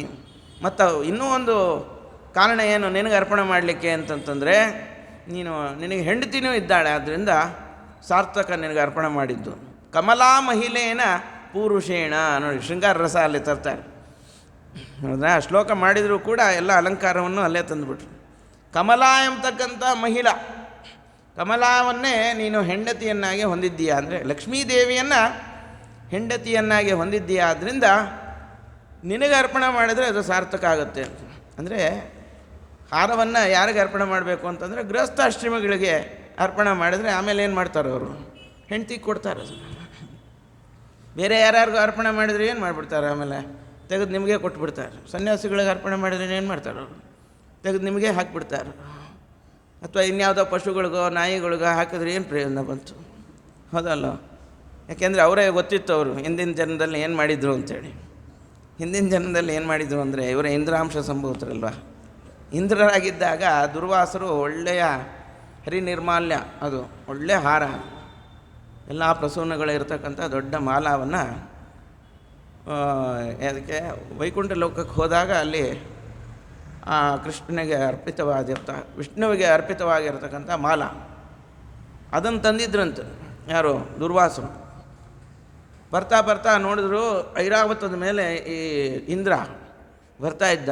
ಇವನು ಹರಿಭಕ್ತ, ಅದರಿಂದ ತಗೊಳಪ್ಪ ಅಂಥೇಳಿ ಮಾಲೆಯನ್ನು ತಗೋ, ನಾನು ಎಲ್ಲಿಂದ ಬರ್ತಾ ಇದ್ದೇನೆ, ಇದನ್ನು ಸ್ವೀಕಾರ ಮಾಡು, ಹರಿನಿರ್ಮಾಲ್ಯ ಅಂಥೇಳಿ ಕೊಟ್ಟರೆ ಅವನೇನು ಮಾಡಿದಂತೆ ಇಂದ್ರ ಅದನ್ನು ಆನೆ ಮೇಲೆ ಹಾಕಿಬಿಟ್ಟ. ಐರಾವತ ಆನೆ ಮೇಲೆ ಹಾಕಿಬಿಟ್ಟಂತೆ. ಆನೆ ಇರುತ್ತಲ್ಲ, ಅದು ಭಾಳ ಸೂಕ್ಷ್ಮ, ಅದು ಬೇರೆ ಕಾಲು ಗೀಲು ಇದು ಬೇರೆ ಇತರ ಎಲ್ಲ ಚರ್ಮ ಗಟ್ಟಿ, ಆದರೆ ತಲೆ ಮೇಲೆ ಕುಂಭಸ್ಥಳ ಅಂತ ಏನಿರುತ್ತೆ, ಅಲ್ಲಿ ಒಂದು ಇರುವೆ ಬಂದು ಕಚ್ಚಿದರೂ ಕೂಡ ಅದಕ್ಕೆ ಪ್ರಾಣ ಸಂಕಟ ಆಗುತ್ತೆ. ಅಂಥ ತಲೆ ಮೇಲೆ ಕುಂಭಸ್ಥಳದ ಮೇಲೆ ಈ ಹೂವಿನ ಹಾರವನ್ನು ಹಾಕಿದರೆ ಅದು ಹಿಂಗೆ ಅಂದ್ಬಿಡ್ತದು.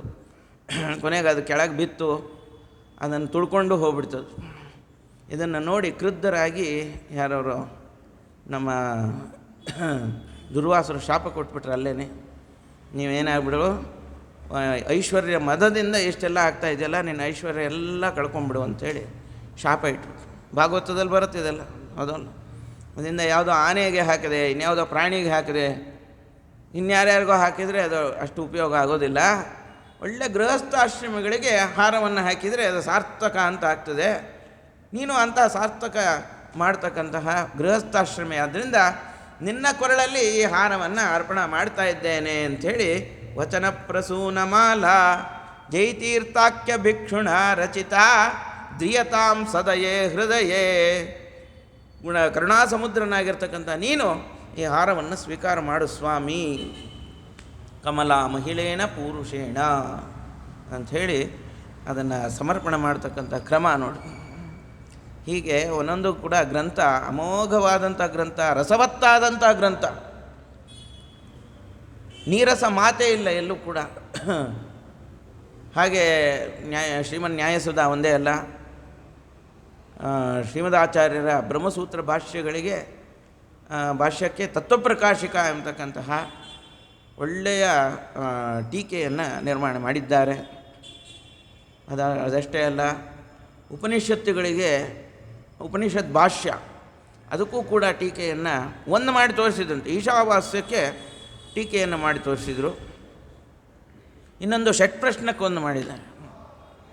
ಅದು ಎರಡು ಮಾಡಿ ತೋರಿಸಿದ್ರು, ಇನ್ಮಿಕ್ಕಿದ್ದಕ್ಕೆ ಮಾಡಲಿಲ್ಲ. ಯಾಕೆಂದರೆ ನಮ್ಮಂತೆ ನೀವು ಯಾರು ಕೂಡ ಸಮರ್ಥರಿದ್ದರೆ ಮಾಡಿ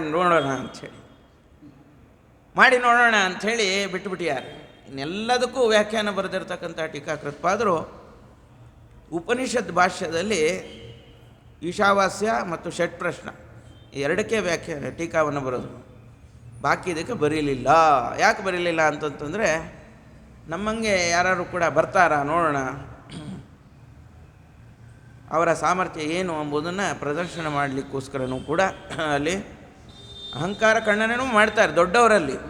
ಆದರೆ ಸಣ್ಣವ್ರು ಯಾರು ಕೂಡ ನಾವು ನಿಮ್ಮನ್ನು ಹಿಮ್ಮೆಟ್ಟಿ ನಾವು ಮುಂದೆ ಹೋಗ್ತೀವಿ ಅಂತ ಯಾರು ಬಂದರೆ ಅವಾಗ ಒಂದು ಚಾಲೆಂಜು ಕೊಡ್ತಾರೆ. ನೋಡಿ, ಇಷ್ಟೆಲ್ಲ ನೈಪುಣ್ಯ, ಒಂದು ಶಾಸ್ತ್ರದ ಒಂದು ವ್ಯುತ್ಪತ್ತಿ, ವ್ಯಾಕರಣದಲ್ಲಿ ವ್ಯುತ್ಪತ್ತಿ, ಮೀಮಾಂಸಾದಲ್ಲಿ ಗತಿ, ನ್ಯಾಯಗಳ ಒಂದು ಸಂಚರಣ ಮಾಡ್ತಕ್ಕಂತಹ ಒಂದು ವೈಖರಿ, ಇವೆಲ್ಲ ಇದ್ದರೂ ಕೂಡ ದೊಡ್ಡವ್ರ ಮುಂದೆ ಅಹಂಕಾರ ಖಂಡನ ಮಾಡ್ಕೋತಾರೆ. ನ ಶಬ್ದಾಬ್ದೋ ಗಾಢ ನ ಚ ನಿಗಮ ಚರ್ಚಾ ಸುಚತುರ ನ ಚ ನ್ಯಾಯೇ ಪ್ರೌಢ ನ ಚ ವಿಧಿತ ವೇದ್ಯಾಪಿ ವಯಂ. ದೊಡ್ಡವ್ರ ಹತ್ರ ಹೋಗಬೇಕಾದ್ರೆ, ದೊಡ್ಡವ್ರ ಹತ್ರ ಪ್ರಾರ್ಥನೆ ಮಾಡಬೇಕಾದ್ರೆ ನನಗೆ ಯಾವ ಶಬ್ದಶಾಸ್ತ್ರದಲ್ಲಿ ಗತಿ ಇಲ್ಲ, ವ್ಯಾಕರಣಶಾಸ್ತ್ರದಲ್ಲಿ ಗತಿ ಇಲ್ಲ, ನಾನು ಯಾವುದೂ ಕೂಡ ವಿಧಿತ ವೇದ್ಯಾಪಿ ವಯಂ, ವೇದಗಳನ್ನು ಯಾವುದೂ ಕೂಡ ಓದಿಲ್ಲ, ತಿಳಿಬೇಕಾದ್ದನ್ನು ಯಾವುದೂ ತಿಳಿದಿಲ್ಲ, ಆದರೂ ಕೂಡ ಗುರುಗಳ ಅನುಗ್ರಹದಿಂದ ಇಷ್ಟು ಗ್ರಂಥವನ್ನು ನಿರ್ಮಾಣ ಮಾಡ್ತಾ ಇದ್ದೇನೆ ಅಂಥೇಳಿ ಅಲ್ಲಿ ಹೇಳಬೇಕಾದ್ರೆ. ಆದರೆ ಚಿಕ್ಕವರು ಯಾರು ಕೂಡ ಚಾಲೆಂಜ್ ತೊಗೊಂಡು ಇವರಿಗೆ ಬಂದರೆ ಅದಕ್ಕೊಂದು ಚಾಲೆಂಜ್ ತಾವು ಕೊಟ್ಟಿದ್ದಾರೆ. ನೋಡಿ, ಮಾಡಿ ತೋರಿಸ್ರಿ, ನಮ್ಮಂತೆ ಗ್ರಂಥವನ್ನು ಮಾಡೋದಾದರೆ ಮಾಡಿ ತೋರಿಸ್ರಿ. ಪರಂ ಶ್ರೀಮತ್ ಪೂರ್ಣ ಪ್ರಮತಿ ಗುರುಕಾರುಣ್ಯ ಸರಣಿಂ ಪ್ರಪನ್ನ ಮಾನ್ಯಾಸ್ಮಃ ಕಿಮಪಿ ಚ ವದಂತೋಪಿ ಮಹತಾಂ ಅಂಥೇಳಿ ಅಷ್ಟು ವಿನಯದಿಂದ ಗುರುಗಳ ವಾಕ್ಯಕ್ಕೆ, ಗುರುಗಳ ಅನುಗ್ರಹದಿಂದ ನಾನು ಇದಿಷ್ಟೆಲ್ಲ ಮಾಡ್ತಾ ಇದ್ದೇನೆ ಅಂಥೇಳಿ ಅಹಂಕಾರ ಖಂಡನ ಮಾಡೋದು ಉಂಟು, ಮತ್ತು ಚಿಕ್ಕವರಿಗೆ ಚಾಲೆಂಜ್ ಕೊಡೋದು ಉಂಟು. ಈ ರೀತಿ ಅವರ ಗ್ರಂಥ ವೈಖರಿ, ಅವರ ಚರಿತ್ರೆ, ಗ್ರಂಥ ವೈಖರಿ ಹೇಳಿದ್ವಿ. ಅದರಂತನೇ ಯಾವುದೋ ಬರಬೇಕಾಯ್ತಲ್ಲ, ನಾವು ಪದ್ಯಮಾಲಾಗೆ ಬರಬೇಕು. ಅದಲ್ಲ, ಪದ್ಯಮಾಲಾ ಇದು ಇವತ್ತಿನ ವಿಷಯ ಕೊಟ್ಟಿರ್ತಕ್ಕಂಥದ್ದು. ಪದ್ಯಮಾಲಾದಲ್ಲಿ ನಿನ್ನೆ ದಿವಸ ಹೇಳಿದ್ವಿ, ಅಗ್ನಪ್ರಾಜ್ಞರಿಗೂ ಕೂಡ ಅರ್ಥವಾಗುವಂತೆ ಹೇಗೆ ಪೂಜಾವನ್ನು ಮಾಡಬೇಕು ಅದನ್ನು ತಿಳಿಸಿಕೊಟ್ಟಿದ್ದಾರೆ. ಪ್ರಾತಃ ಪ್ರಭೃತಿ ಸಾಯಾಂತಂ ಸಾಯಾದಿ ಪ್ರಾತನಂ ತಥಾ ಯತ್ಕರೋಮಿ ಜಗನ್ನಾಥ ತದಸ್ತು ತವ ಪೂಜನಂ ಅಂತ ಹೇಳಿಬಿಟ್ಟು. ಆಮೇಲೆ ನಾವು ಪೂಜೆ ಅಂತಂತಂದರೆ ದೇವ್ರ ಮುಂದೆ ಕೂತಾಗಲೇ ಪೂಜೆ ಅಲ್ಲ. ಪ್ರಾತಃ ಪ್ರಭೃತಿ ಸಾಯಾಂತಂ, ಸಾಯಂಕಾಲ ತನಕನೂ ಕೂಡ, ಅಥವಾ ಸಾಯಾದಿ ಪ್ರಾತರಂ ತಥಾ, ಸಾಯಂಕಾಲದಿಂದ ಹಿಡ್ಕೊಂಡು ಪ್ರಾತಃ ಕಾಲದವರೆಗೂ ಕೂಡ ಏನೇನು ಕ್ರಿಯಾಕಲಾಪಗಳನ್ನೆಲ್ಲ ನಡೆಸ್ತೇವೋ ಅದೆಲ್ಲವೂ ಕೂಡ ದೇವ ಪೂಜಾ ಅಂತ ತಿಳ್ಕೊಂಡು ನಾವು ಮಾಡಬೇಕು. ಅದರಲ್ಲಿ ನೆನ್ನೆ ದಿವಸ ಸ್ನಾನ, ಪ್ರಾತಃ ಏಳೋದು, ಸ್ನಾನ ಮತ್ತು ಧ್ಯಾನ ಸ್ನಾನ ಹೇಗಿರಬೇಕು, ಸ್ನಾನಕ್ಕಿಂತ ಪೂರ್ವದಲ್ಲಿ ಧ್ಯಾನ ಸ್ನಾನ ಹೇಗೆ ಮಾಡಬೇಕು, ಆಮೇಲೆ ತುಳಸಿ ಆಹರಣ ಅದರ ಬಗ್ಗೆ ಸ್ವಲ್ಪ ತಿಳಿಸ್ಕೊಡ್ಬೇಕಾಯಿತು. ತುಳಸಿ ಆಹರಣ ಮತ್ತು ಪುಷ್ಪಗಳ ಆಹರಣವನ್ನು ಮಾಡ್ಕೊಂಡು ಬರಬೇಕು. ಹೇಗೆ ಪುಷ್ಪಗಳ ಆಹರಣವನ್ನು ಮಾಡಬೇಕು? ಆಹರೇ ತುಳಸೀಂ ದೂರ್ವಾಂ ಪುಷ್ಪಾಣ್ ಅದ್ಯತನಾನಿ ಚ ಅಂತ ಹೇಳಿ. ನೋಡಿ, ಅವತ್ತಿಂದ ಅವತ್ತೇ ಅರ್ಪಣೆ ಮಾಡಿದರೆ ಭಾಳ ಶ್ರೇಷ್ಠ. ಯಾವುದು ಪುಷ್ಪಗಳು ಮತ್ತು ದೂರ್ವ ಅವತ್ತಿಂದ ಅವತ್ತೇ ಆಗಬೇಕು. ತುಳಸಿ ಪರವಾಗಿಲ್ಲ, 15 ದಿವಸ ಇಡ್ಬೋದು, ಅದೇನೇನು ಅದು ನಿರ್ಮಾಲ್ಯ ಅಂತ ಆಗೋದಿಲ್ಲ. ಆದರೆ ಹೂವುಗಳನ್ನು ನಾವು ಪರಮಾತ್ಮನಿಗೆ ಅರ್ಪಣೆ ಮಾಡಬೇಕಾದ್ರೆ ಅದು ಅವತ್ತಿಂದ ಅವತ್ತೇನೇ ಆಗಿರಬೇಕು. ಮತ್ತು ತುಳಸಿ, ದೂರ್ವ, ಪುಷ್ಪ ಎಲ್ಲ ಒಟ್ಟಿಗೆ ಹೇಳಿಬಿಟ್ಟಿಯಾರಲ್ಲ ಅಂತಂತಂದರೆ ಒಟ್ಟಿಗೆ ಇದನ್ನು ತರಲಿಕ್ಕೆ ಸಾಧ್ಯ ಇಲ್ಲ ಅಂಥೇಳಿ. ತುಳಸಿನೂ ಕಿತ್ತೀನಿ, ಅದರಲ್ಲೇ ಅದೇ ಬುಟ್ಟಿಯಲ್ಲೇ ದೂರ್ವಾನೂ ಹಾಕೋತೀನಿ, ಅದೇ ಬುಟ್ಟಿಯಲ್ಲೇ ಪುಷ್ಪಗಳನ್ನು ಹಾಕೋತೀನಿ, ಹೀಗಿಲ್ಲ. ತುಳಸಿಗೆ ಬೇರೆ ಸ್ಥಾನ ಇದೆ. ಅದರಿಂದ ತುಳಸಿಯನ್ನು ಯಾವ ಬಿಡಿಸಿರ್ತೀರಿ ಆ ಬಟ್ಲಲ್ಲಿ ಇನ್ಯಾವುದೂ ಕೂಡ ಬೆರೆಸಲಿಕ್ಕೆ ಅದು ಶಕ್ಯ ಇಲ್ಲ. ಆ ರೀತಿ ಆ ತುಳಸಿಯನ್ನು ಪ್ರತ್ಯೇಕವಾಗೇ ನಾವು ಬಿಡಿಸಬೇಕು. ಪ್ರಸೀದ ತುಳಸೀದೇವಿ ಪ್ರಸೀದ ಹರಿವಲ್ಲಭೆ ಕ್ಷೀರೋದ ಮಥನೋದ್ಭೂತೆ ತುಳಸಿ ತ್ವಾಂ ನಮಾಮ್ಯಹಂ ಅಂಥೇಳಿ ಅವಳನ್ನ ಪ್ರಾರ್ಥನೆಯನ್ನು ಮಾಡಿ ತುಳಸಿಯನ್ನು ಮೊದಲು ಬಿಡಿಸ್ಕೊಳ್ಬೇಕು. ಅದನ್ನು ಪ್ರತ್ಯೇಕ ಒಂದು ಬಟ್ಲಲ್ಲಿ ಇಟ್ಕೋಬೇಕು. ನಾವು ಹೂವನ್ನೇ ಬೇರೆ ಬಟ್ಲಲ್ಲಿ ನಾವು ಅದನ್ನು ಬಿಡಿಸ್ಕೊಂಡು ಬಂದು, ಮತ್ತಷ್ಟೇ ಅಲ್ಲ, ಹೇಗೋ ಬಿಡಿಸ್ಕೊಂಡು ಬರಬಾರ್ದು ಅಂತ ಹೇಳ್ತಾರೆ. ತಮ್ಮ ತೋಟದಲ್ಲೇ ಬಿಡಿಸ್ಬೇಕು. ಯಾರ್ದೋ ಬೇರೆಯವ್ರ ತೋಟದಲ್ಲಿ ಹೋಗಿ ಕದ್ಕೊಂಡು ಬರಬಾರ್ದು. ಯಥಾಕಾಲೋಪಪನ್ನಾನಿ ಸ್ವಾರಾಮವನಜಾನ್ಯಪಿ ಅಕ್ರೀತಾನ್ಯ ಅಪ್ರದತ್ತಾನಿ ಚೌರ್ಯಾಲ್ಲಬ್ಧಾನಿ ಯಾನಿ ಚ. ಚೌರ್ಯದಿಂದ ಲಬ್ಧವಾಗಿರ್ತಕ್ಕಂಥದ್ದು ಹರಿಗೆ ಅದು ನಿಷಿದ್ಧ. ಚೌರ್ಯದಿಂದ ತಂದಿರತಕ್ಕಂಥ ತುಳಸಿ ಆಗಲಿ, ಚೌರ್ಯದಿಂದ ತಂದಿರತಕ್ಕಂತಹ ಹೂವಾಗಲಿ ಪರಮಾತ್ಮ ಒಲ್ಲೆ ಅಂತಂತ, ಬೇಡ ಇದು ನನಗೆ ಅರ್ಪಣೆ ಮಾಡಬೇಡ ಅಂತ. ಅದರಿಂದ ಆದಷ್ಟು ತಮ್ಮ ತೋಟದಲ್ಲಿದ್ದರೆ ಒಳ್ಳೆಯದು. ಇಲ್ಲ ಅಂತಂದರೆ ಬೇರೆಯವ್ರ ತೋಟಕ್ಕೆ ಹೋಗ್ರಿ, ಆದರೆ ಅವರ ಪರ್ಮಿಷನ್ ಕೇಳ್ಕೊಂಡು ಅದನ್ನು ಕಿತ್ಕೊಂಡ್ಬರ್ಬೇಕು. ಅವ್ರು ಆಜ್ಞಾ ಕೊಟ್ಟರೆ ಆಗಲಿ ಅಂತೇಳಿ ಕಿತ್ಕೊಂಡು ಬರಬೇಕು. ಅದನ್ನು ಆದಷ್ಟು ತಮ್ಮ ತೋಟದಲ್ಲೇ ಕಿತ್ಕೊಂಡು ಬರಬೇಕು, ಅದು ಬಹಳ ಶ್ರೇಷ್ಠ. ಅಥವಾ ತಮ್ಮ ಭಕ್ತರ ತೋಟ, ತಮ್ಮ ಶಿಷ್ಯರ ತೋಟ ಅಥವಾ ವೈಷ್ಣವರ ತೋಟದಲ್ಲಿ ಭಾಳ ಶ್ರೇಷ್ಠ. ಅದು ಬಿಟ್ಟು ಬೇರೆಯವ್ರ ತೋಟಕ್ಕೆ ಹೋಗೋದಾದರೆ ಅವ್ರ ಪರ್ಮಿಷನ್ ಇದ್ದರೆ ಉಂಟು, ಇಲ್ಲ ಅಂತಂತಂದರೆ ಅದನ್ನು ಹಾಗೆ ಕಿತ್ಕೊಂಡು ಚೌರ್ಯದಿಂದ ಅದನ್ನು ಕಿತ್ಕೊಂಡು ಬರೋಂಗಿಲ್ಲ. ಆದರೆ ವನಕ್ಕೆ ಹೋದಾಗ ಏನೂ ಅಡ್ಡಿ ಇಲ್ಲ. ವನಕ್ಕೆ ಹೋಗಿಬಿಟ್ರೆ ಅದು ಎಲ್ಲರಿಗೂ ಸಂಬಂಧಪಟ್ಟಂಥ ಒಂದು ಐಶ್ವರ್ಯ. ಆದ್ದರಿಂದ ಅಲ್ಲಿ ಕಿತ್ಕೊಂಡು ಬರ್ಬೋದು. ಸ್ವಾರಾಮ ವನಜಾನ್ಯಪಿ. ಮತ್ತು ಕೊಂಡ ಹೂವು ಏರಿಸಬಾರ್ದು ಅಂತ ಹೇಳ್ತಾರೆ. ಕೊಂಡ ಹೂವು ಆಗಲಿ ಕೊಂಡ ತುಳಸಿ ಆಗಲಿ ಏರಿಸಬಾರ್ದು. ಇವತ್ತೆಲ್ಲ ನಾವು ನೋಡ್ತಾ ಇದ್ದೇವೆ, ಅದಲ್ಲ, ದೇವಸ್ಥಾನಗಳಲ್ಲಿ, ಮಠಗಳಲ್ಲಿ, ಮಾನ್ಯಗಳಲ್ಲಿ ಕೊಂಡ್ಕೊಂಡು ಬಂದಿರತಕ್ಕಂಥ ತುಳಸಿಯನ್ನೇ ಏರಿಸ್ಬೇಕು. ಹಾಗೆ ಒಂದು ಪರಿಸ್ಥಿತಿ ಬಂದುಬಿಟ್ಟಿದೆ ಇವರು ನೋಡಿರಿ. ಆದರೆ ಇದರಲ್ಲಿ ಪದ್ಯಮಾಲಾದಲ್ಲಿ ಜಯತೀರ್ಥರು ಹೇಳ್ತಾರೆ, ಆಯ್ತಲ್ಲ, ಅಕ್ರೀತಾನಿ ಅಪ್ರದತ್ತಾನಿ ಅಂದರೆ ಇನ್ನೊಬ್ರಿಗೆ ಅಂತ ಕೊಟ್ಟಿದ್ದನ್ನು ನೀವು ತೊಗೊಂಬರೋಂಗಿಲ್ಲ. ಹೇಗೆ ಅಂತಂತಂದರೆ, ವ್ಯಾಸರಾಯರು ತುಳಸಿ ಆಹರಣೆ ಮಾಡಲಿಕ್ಕೆ ಅಂತೇಳಿ ಶಿಷ್ಯರನ್ನ ಕಳಿಸಿದ್ರಂತೆ. ತುಳಸಿಯನ್ನು ಕಿತ್ಕೊಂಬಂದರು ಶಿಷ್ಯರೆಲ್ಲ ಏಕಾದಶಿ ದಿವಸ. ಆದರೆ ವ್ಯಾಸರಾಯರಿಗೆ ಗೊತ್ತಾಯ್ತು ಇದು ಪ್ರದತ್ತಾನಿ, ಆಗಲೇ ಏರಿಸ್ಬಿಟ್ಟಿದ್ದಾರೆ, ಇದು ಯಾರೋ ಗೊತ್ತಾಯ್ತಲ್ಲ, ಆಗಲೇ ಇದನ್ನು ಅರ್ಪಣೆ ಮಾಡಿಬಿಟ್ಟಿದ್ದಾರೆ ಪರಮಾತ್ಮನಿಗೆ. ಅದರಿಂದ ನಾವು ಮತ್ತೆ ಇದನ್ನು ಏರಿಸೋದಿಲ್ಲ ಅಂತ. ನಿರ್ಮಾಲ್ಯ ಇದು. ಹೆಂಗೆ ಗೊತ್ತಾಯ್ತು ಸ್ವಾಮಿ ನಿಮಗೆ ಅಂತ ಅವರು ದಿವ್ಯ ದೃಷ್ಟಿಯಿಂದ ನೋಡಿದರು. ಯಾರೋ ಒಬ್ಬರು ಮುನೀಂದ್ರರು ಇಲ್ಲಿ ಬಂದಿದ್ದಾರೆ, ಸುರೇಂದ್ರರು, ಶ್ರೀ ಸುರೇಂದ್ರ ತಪಸ್ವಿನೇ ಅಂತ. ಅವರೇನು ಸುರೇಂದ್ರರು ಅಂತಂತಂದರೆ ಸಾಮಾನ್ಯ ಅಲ್ಲ. ಅವರು ತ್ರಿವಾರಂ ಭೂ ಪ್ರದಕ್ಷಿಣಂ ಅಂತ ಹೇಳ್ತಾರೆ. 3 ಬಾರಿ ಭೂ ಪ್ರದಕ್ಷಿಣೆ ಮಾಡಿಕೊಂಡು ಅಲ್ಲಿ ಬಂದಿದ್ರಂತೆ. ಯಂತ್ರೋದ್ಧಾರಕ ಪ್ರಾಣದೇವರ ಹತ್ರ ಅಲ್ಲಿ ತಾವು ಬಿಡಾರವನ್ನು ಹೂಡಿದ್ದಾರೆ. ಅವರು ಹೇಗೆ ಪರಮಾತ್ಮನಿಗೆ ಅರ್ಪಣೆ ಮಾಡಿದರು ಅಂತಂತಂದರೆ, ಕಣ್ಣಲ್ಲೇ ನೋಡ್ತಾನೆ ಅರ್ಪಣೆ ಮಾಡಿಬಿಟ್ರು. ಇಷ್ಟು ತುಳಸಿಯನ್ನು ಇವತ್ತು ರಾಮದೇವರಿಗೆ ನಾನು ಅರ್ಪಣೆ ಮಾಡ್ತಾ ಇದ್ದೇನೆ ಅಂಥೇಳಿ ವನದಲ್ಲಿ ಬಿಟ್ಟಿರ್ತಕ್ಕಂಥ ತುಳಸಿನೇ ನೋಡ್ತಾನೆ ಅರ್ಪಣೆ ಮಾಡಿಬಿಟ್ರು. ತಗೊಂಡೂ ಬಿಟ್ಟ ರಾಮದೇವರು. ಅಂಥ ತಪಸ್ವಿಗಳು. ಅದು ವ್ಯಾಸರಾಯರಿಗೆ ಗೊತ್ತಿತ್ತಂತೆ, ಇದು ಅರ್ಪಣೆ ಮಾಡಿದ್ದಾರೆ ಅಂತ. ಯೋಗಿಗಳು ಅವರು ನೋಡಿದ್ರಂತೆ, ಯೋಗಶಕ್ತಿಯಿಂದ ಇದು ಅರ್ಪಿತ ಆಗೋಗಿದೆ ಅಂತ. ಅರ್ಪಿತವಾಗಿದ್ದನ್ನು ಆದಷ್ಟು ಅರ್ಪಣೆ ಮಾಡಬಾರ್ದು. ಅದು ತುಳಸಿಗೊಂದು ಬರುತ್ತೆ ಅಂತ ಹೇಳ್ತಾರೆ. ಯಾಕೆ ಅಂತಂತಂದರೆ ಅದನ್ನು ಕೂಡ ತೊಳೆದು ಉಪಯೋಗಿಸ್ಬೋದು. ಒಂದು ವೇಳೆ ಸಿಗಲೇ ಇಲ್ಲಪ್ಪ ತುಳಸಿ, ಹಾಗಾದ್ರೆ ಏನು ಮಾಡಿಬಿಡಬೇಕು? ತುಳಸಿ ಅರ್ಪಣೆ ಮಾಡೋದನ್ನು ಬಿಟ್ಟುಬಿಡ್ಬೇಕಾ ಅಂತಂತಂದರೆ, ಹಿಂದಿನ ದಿವಸ ಅರ್ಪಿತವಾದಂಥ ತುಳಸಿಯನ್ನೇ ಮತ್ತೆ ತೊಳೆದು ನೀವು ಅರ್ಪಣೆ ಮಾಡಬೇಕು. ಅಥವಾ ಅದು ಆಗಲಿಲ್ಲ, ಅದು ಸಿಗಲಿಲ್ಲ ಅಂತಂದರೆ, ಅದು ಕೊಳೆತು ಹೋಗ್ಬಿಟ್ಟಿತ್ತು ಅಂತಂದರೆ ಏನು ಮಾಡಬೇಕು ಅಂತಂತಂದರೆ, ತುಳಸಿಯ ಕಾಷ್ಟವನ್ನಾದರೂ ಕೂಡ ಅರ್ಪಣೆ ಮಾಡಬೇಕು. ತುಳಸಿ ಕಾಷ್ಟನೂ ಸಿಗಲಿಲ್ಲ ಅಂತ ಆದರೆ ತುಳಸಿ ಸ್ಮರಣೆನಾದ್ರು ಮಾಡಿರಿ.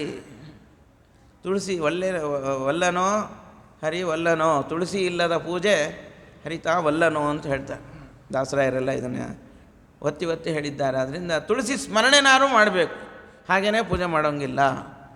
ಆದರೆ ಪುಷ್ಪಗಳಿಗೆ ಮಾತ್ರ ಅವತ್ತಿಂದ ಅವತ್ತಿಗೆ ಆಗಬೇಕು. ಕಾಲೋಪಪನ್ನಾನಿ ಯಥಾ ಕಾಲೋಪಪನ್ನಾನಿ, ಆಯಾ ಕಾಲಕ್ಕೆ ಆಯಾ ಸೀಸನ್ಗೆ ತಕ್ಕಂಥ ಏನು ಪುಷ್ಪಗಳು ಬಿಟ್ಟಿರ್ತಾವೆ ಅದನ್ನೇ ತರಬೇಕು. ನೋಡಿದ್ರೆ ಈಗ ಬಿಡ್ರಿ ಎಲ್ಲ ಸೀಸನ್ನಲ್ಲೂ ಎಲ್ಲ ಬಿಡ್ತಾವೆ. ಆದರೆ ಹಿಂದಿನ ಕಾಲದಲ್ಲಿ ಎಲ್ಲ ಬಿಡ್ತಿರಲಿಲ್ಲ. ಮಲ್ಲಿಗೆ ಹೂವು ಮುಂತಾದ್ದೆಲ್ಲ ಚಳಿಗಾಲದಲ್ಲಿ ಬಿಡೋದಿಲ್ಲ. ಅದಿನ್ನೂ ಮಂಕಾಗಿ ಇನ್ನೇನು ಬಿಡ್ತಾ ಇರುತ್ತೆ. ಅದಿನ್ನೂ ಅರಳೋದೇ ಇಲ್ಲ ಚಳಿಗೆ. ಅಂಥದ್ದನ್ನು ಬಲಾತ್ಕಾರದಿಂದ ಅರಳಿಸಿ ತಂದು ಇದೆಲ್ಲ ಪೂಜೆ ಮಾಡಬಾರ್ದು. ಯಥಾ ಕಾಲೋಪಪನ್ನ, ಯಥಾ ದೇಶ ಯಥಾ ಕಾಲ ಮತ್ತು ಯಥಾ ಅವಸ್ಥಾ, ಇದರಿಂದ ಯುಕ್ತವಾಗಿರ್ತಕ್ಕಂತಹ ಪುಷ್ಪಗಳನ್ನು ತಂದು ನಾವು ಅರ್ಪಣೆ ಮಾಡಬೇಕು. ಮತ್ತು ಇನ್ನೊಂದು ಚೈತಾಮಣಿ ಕೊಡ್ತಾರೆ, ಜಾಗರೂಕರಾಗಿರ್ರಿ. ಶೂದ್ರಾಹೃತಾನಿ ವಾ ಭೂಮೌ ಪತಿತಾನಿ ತಥೈವ ಚ ಏರಂಡಾರ್ಕಜ ಪತ್ರೇಶು ಚಾಹೃತಾನಿ ಕರೇತತ. ಕೆಲವರು ಹೂ ತುಳಸಿಯನ್ನು ಹೇಗೋ ಒಂದು ತಂದು ಏರಿಸಿಬಿಟ್ರೆ ಸಾಕು, ಶೂದ್ರರು ಕಟ್ಟಿರ್ತಾರಲ್ಲ ಅದನ್ನು ಕೊಂಡ್ಕೊಂಡು ಬಂದುಬಿಡ್ತಾರೆ. ಆದರೆ ಶೂದ್ರಾಹೃತಾನಿ ವರ್ಜಯೇತ್ ಅಂತ ಮುಂದೆ ಬರುತ್ತೆ. ಅದನ್ನು ವರ್ಜಯೇತ್ ತಾನಿ ಯತ್ನತಃ. ಶೂದ್ರರು ತಂದಿರ್ತಕ್ಕಂತಹ, ಯಾಕೆಂದರೆ ಅವರು ಹೆಂಗೆಂಗೋ ಮುಟ್ಕೊಂಡಿರ್ತಾರೆ, ಬಾಯಿ ಕೈ ಎಲ್ಲ ಮಾಡ್ಕೊಂಡು ಹಾಗೇ ಕಟ್ತಿರ್ತಾರೆ. ಪಕ್ಕದಲ್ಲೇ ಟಿಫಿನ್ ಕ್ಯಾರಿಯರ್ ಇಟ್ಕೊಂಡೇ ಇರ್ತಾರೆ, ಹೌದಲ್ಲ, ಅದ್ರ ಮೇಲೆ ಕೂತ್ಕೊಂಡೇ ಕಟ್ಟೋದು. ಹಾಗೇ ಕಟ್ತಿರ್ತಾರೆ. ಅವ್ರಿಗೆ ಯಾವುದು ಎಂಜಲಿಲ್ಲ, ಮೊಸರಿಲ್ಲ, ಮತ್ತೊಂದಿಲ್ಲ, ಅದನ್ನೇ ತಂದು ಕೊಡ್ತಾರೆ. ನೀವು ಅದನ್ನೇ ತೊಗೊಂಡೋಗಿ ಸೀದಾ ಬೃಂದಾವನಕ್ಕೆ ಏರಿಸ್ಬಿಡ್ತೀವಿ.